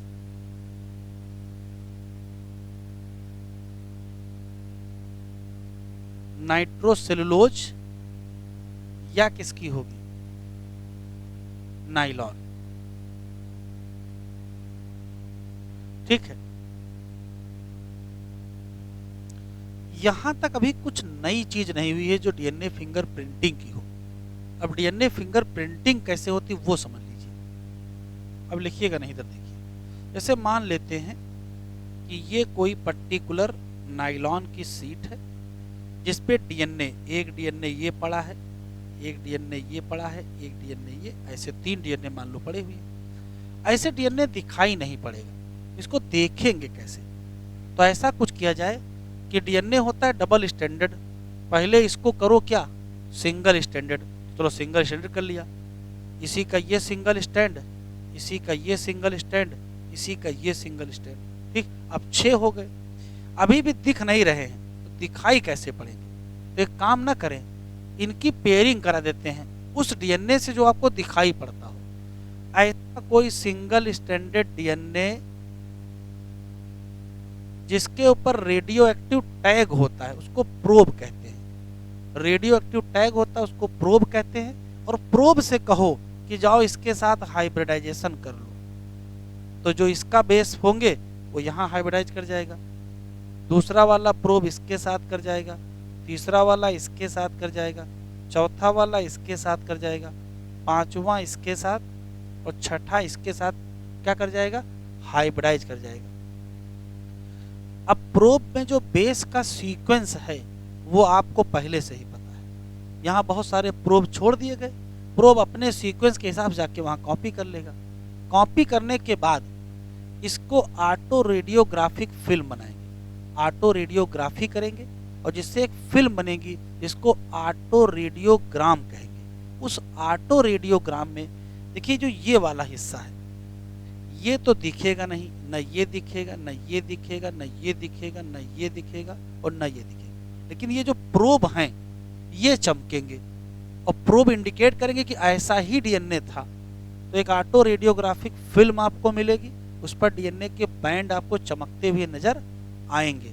उसमें आप देख लोगे कि कितने वीएनटीआर हैं।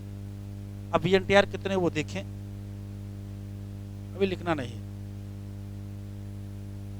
ये देखो फिल्म बन के आई है। जैसे मान लेते हैं कि ये 7वां क्रोमोसोम है, तो 7वां क्रोमोसोम का जो पेयर है उसमें से एक क्रोमोसोम आया होगा मदर से और एक कहां से आया होगा, फादर से। इस इंडिविजुअल के 7वें क्रोमोसोम पेयर पर मदर ने जो क्रोमोसोम भेजा है उस पर टेंडम रिपीट कितने हैं, 11। लेकिन 7वें ही क्रोमोसोम जो फादर ने भेजा है उस पर 11 नहीं कितने हैं, 9 हैं। अब देखो जब बैंड बनेगा तो भाई यहाँ ज्यादा है, ये लंबा है तो ये पहले मिलेगा, थोड़ा कम है तो उसके पीछे ये मिलेगा।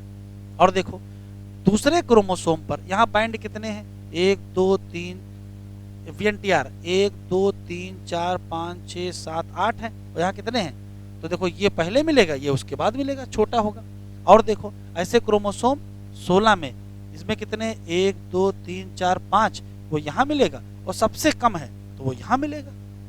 ये देखो दूरी बढ़ गई ना यहाँ से यहाँ, तो जो सबसे बड़ा होगा यहाँ, फिर यहाँ, फिर यहाँ, फिर यहाँ मिलता जाएगा। ये वो है जो क्राइम वाली साइट पर मिला था, और ये 2 सस्पेक्टेड लोग हैं, एक ए है एक बी है। ए वाले का जो ऑटो रेडियोग्राम मिला उस पे बैंड ऐसे मिले, और बी वाले के ऐसे मिले। बताओ किससे मैच कर रहा है, तो ए वाले से मैच नहीं कर रहा। अगर तुम जाओ घर, तुम्हारा हो गया सिलेबस पूरा, इनका बाकी है भी, है ना। इनसे पूछा जाए कि भैया तुम वहां कर क्या रहे थे, वीडियो बना रहे थे क्या जब क्राइम हो रहा था, ठीक है, तो क्रिमिनल कौन हो गया, बी हो गया, ठीक। तो अब इसमें एलेक्स जेफरी ने क्या किया है, पूरी कहानी खत्म हो गई, पूरा डीएनए फिंगरप्रिंटिंग पर डाले, एलेक्स जेफरी का कोई काम ही नहीं आया, और कह रहे हो एलेक्स जेफरी ने ही पूरी प्रोसेस बताई है। तो एलेक्स जेफरी ने इस पे कौन सा काम किया, ए को पकड़ के लाए थे, बी को पकड़ के लाए थे क्या, ऐसा तो कुछ किए नहीं थे। तो एलेक्स जेफरी ने कुछ तो किया होगा, तभी तो उनका नाम यहां जुड़ा है। तो देखो क्या किया था, ध्यान से सुने। ये जो प्रोब है ये एलेक्स जेफरी ने बनाया है। आप सोचो अगर प्रोब ना होता तो यहाँ हाइब्रिडाइजेशन जो कराए थे वो किससे कराते, तो ना हाइब्रिडाइजेशन होता, ना ऑटो रेडियोग्राफी होती, ना ऑटो रेडियोग्राम बनता, ना वो फिल्म बनती, और ना क्रिमिनल पकड़ा जाता। तो ये प्रोब किसने बनाया, एलेक्स जेफरी ने। एलेक्स जेफरी का जो असली योगदान है वो रेडियो लेबल्ड प्रोब बनाया, और जिससे क्या कराया, हाइब्रिडाइजेशन कराया। एक बार रेडियो लेबल प्रोब बन गया, हाइब्रिडाइजेशन हो गया, तो ऑटो रेडियोग्राफी किए, उससे रेडियोग्राम बनाए, उस पे बैंड मिले, फिर मैचिंग किए, जो होना था उसके बाद हुआ। तो ये जो प्रोब है, अच्छा प्रोब क्या होता है, तो याद रखिएगा, पूछा गया सवाल है, वैसे बायोटेक्नोलॉजी में फिर से पढ़ेंगे इसके बारे में। प्रोब एक सिंगल स्ट्रैंडेड न्यूक्लिक एसिड होता है, चाहे वो डीएनए हो और चाहे वो आरएनए हो। इसमें जो बेस हैं यदि वो रेडियो एक्टिव हैं तो उसको क्या कहोगे, रेडियो लेबल्ड प्रोब। तो प्रोब हमेशा क्या होता है, सिंगल स्ट्रैंडेड। तो एलेक्स जेफरी का जो योगदान है इस पूरी प्रोसेस में वो क्या है, ये प्रोब बनाना। तो यहां तक तो कुछ हुआ ही नहीं, डीएनए फिंगरप्रिंटिंग तो इसके बाद होनी है। तो 5वां स्टेप बताओ क्या है, छठा हो गया, हाँ चलो छठा कर लो। प्लॉटिंग के बाद असली स्टेप यही है,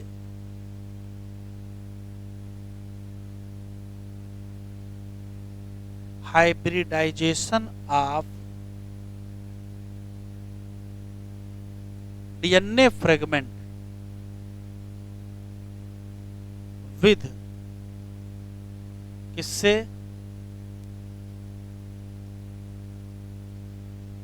रेडियो लेबल्ड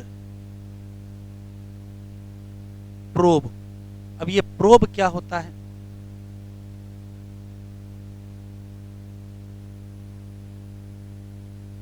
तो कहोगे ये सिंगल स्ट्रैंडेड डीएनए है। यहां डीएनए यूज हुआ है, कहीं आरएनए भी यूज हो सकता है, जैसे जो कि डीएनए फिंगरप्रिंटिंग पढ़ रहे हैं, तो यहां जो प्रोब होगा वो single stranded DNA with radioactive base, with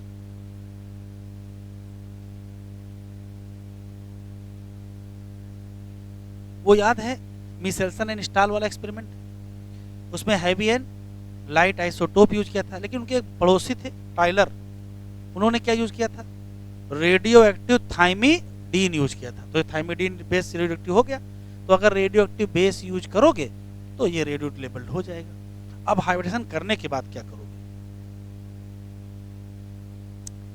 अब ऑटो रेडियोग्राफी करोगे, ऑटो से बैठ के रेडियो लेके ऑटो रेडियोग्राफी करेंगे और बनाएंगे क्या, ऑटो रेडियोग्राम। जैसे इलेक्ट्रोकार्डियोग्राम होता है, पट्टी बन के आती है, फिल्म बन के आती है, वैसे है। ये क्या है, film with different band.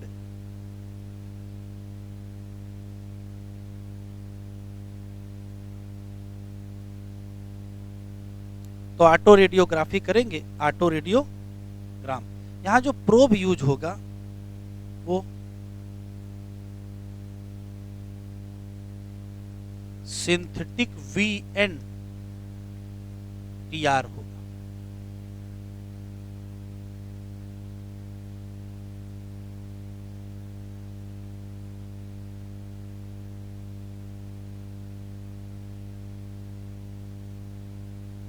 VNTR के बारे में 2-3 क्वेश्चन अलग से लिख लीजिए। यहां तक हो गया बेटा, बाकी रह गया।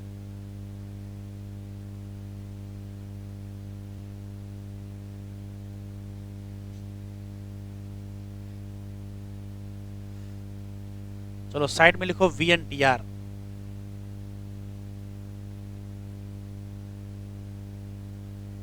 VNTR का साइज एनसीईआरटी में दिया है, बताओ कितने किलो बेस?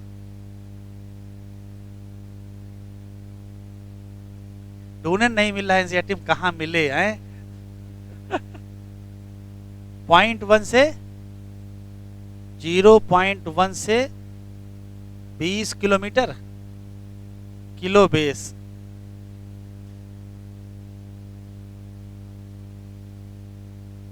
कौन सा सैटेलाइट है ये?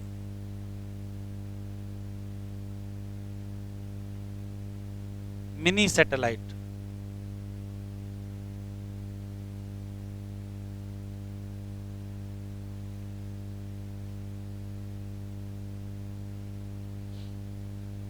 Synthetic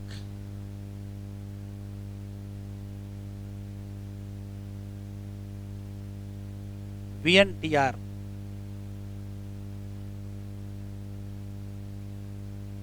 used to make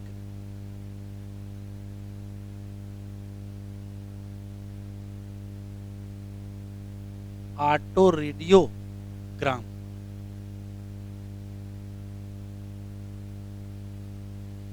VNTR के नंबर तो कहोगे डिफरेंट होंगे।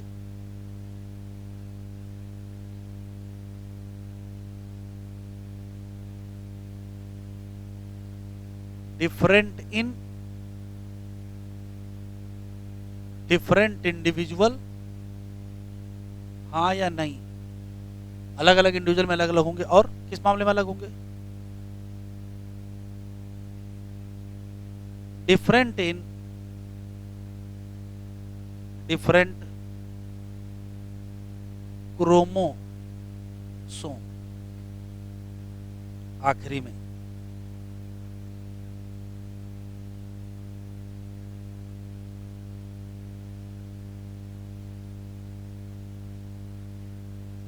डीएनए फिंगरप्रिंटिंग क्यों करते हैं?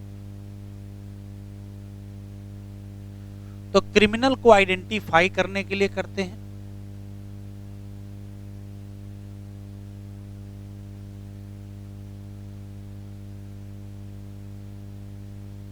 और अगर ये किया गया तो किस में आएगा? फॉरेंसिक में आएगा।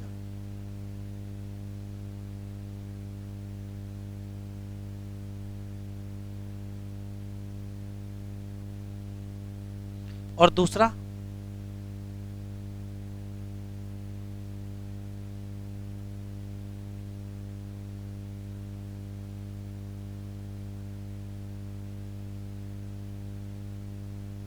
Paternity dispute. डीएनए फिंगरप्रिंट बिल्कुल सेम होते हैं, किसमें? Mono zygotic twin.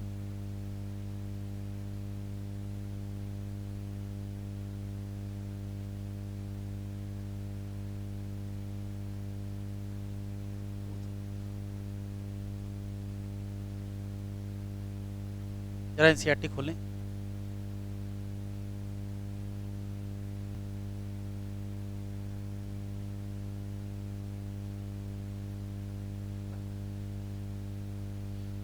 कहां तक पढ़ डाले हम लोग? यहां से डीएनए फिंगरप्रिंटिंग को किसने डेवलप किया? एलेक यहां लिखा है, जेफरी यहां लिखा है। इन्होंने क्या यूज किया था? Satellite DNA as a probe, जिसमें क्या थी? High degree of polymorphism. इसको कहते हैं variable number of random repeat. Technique में इन्वॉल्व किया जाता है क्या? Southern blotting hybridization. किससे? Radio labelled VNTR probe. Probe क्या है? सिंगल स्टैंडर्ड है। सबसे पहले क्या करोगे? आइसोलेशन। बीच में इसी जगह पीसीआर करोगे, पॉलीमराइजेशन। फिर डाइजेशन करोगे, किससे? रिस्ट्रिक्शन। फिर सेपरेशन करोगे, किससे? इलेक्ट्रोफोरेसिस। फिर ब्लॉटिंग करोगे। ब्लॉटिंग करके कहां ले जाओगे? या तो नाइट्रोसेलुलोज पर या तो नाइलॉन पर। असली स्टेप ये है रियल। क्या करोगे? हाइब्रिडाइजेशन करोगे। किससे? Radio labelled VNTR probe. और ये भी बहुत इंपॉर्टेंट स्टेप है। डिटेक्ट करोगे हाइब्रिड डीएनए फ्रेगमेंट को। कैसे? Auto radiography. और उससे मिलेगा क्या? तो उससे मिलेगा ऑटो रेडियोग्राम। हमने लिखा है ना इसे, ऑटो रेडियोग्राफी करेंगे तो ऑटो रेडियोग्राम मिलेगा।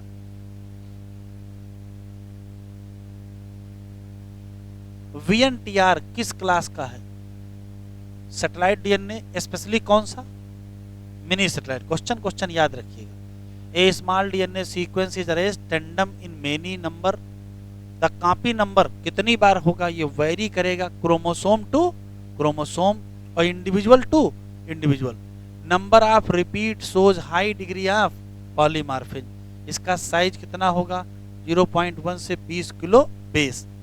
After hybridization with VNTR probe क्या मिलेगा? ऑटो रेडियोग्राम, जिसमें क्या मिलेंगे? Many band of different size. These band give characteristic pattern of N individual DNA. It differ from individual to individual in a population. किसको छोड़ के? Monozygotic वालों को छोड़ दीजिए। सेंसिटिविटी ऑफ टेक्निक बढ़ जाएगी यदि इसमें आप क्या इस्तेमाल कर लोगे? पीसीआर भी इस्तेमाल कर लोगे। कह रहा चैप्टर 9 पढ़ेंगे। Consequently DNA from a single cell, एक सेल से डीएनए इतना काफी होता है कि हम डीएनए फिंगरप्रिंटिंग कर सकते हैं। और कहाँ एप्लीकेशन है? फॉरेंसिक साइंस में। ये देखो, ये डीएनए मिला है कहाँ से? क्राइम सीन से। उसका डीएनए फिंगरप्रिंट करके ये बना लिया ऑटो रेडियोग्राम। फिर ये दो सस्पेक्टेड हैं, एक ए है और एक बी है। उसका सैंपल लिया, उसका सैंपल लिया, उन दोनों का डीएनए फिंगरप्रिंटिंग किया। तो क्या पता चला? नंबर ऑफ टेंडम रिपीट यहाँ दिए हुए हैं। तो भाई जहां ज्यादा रिपीट होंगे वो बड़ा होगा, तो वो हमको यहाँ मिलेगा। और जितने कम रिपीट होंगे वो छोटा होगा, उतना हमको दूर मिलेगा। तो यहाँ देखो एक रिपीट है। कौन, किसने क्राइम किया है? बी ने क्राइम किया। खैर आज आने वाले वक्त में इसका बहुत ज्यादा इस्तेमाल होगा, क्योंकि नए नए प्रोब बनाए जा रहे हैं। 2 मिनट रुको।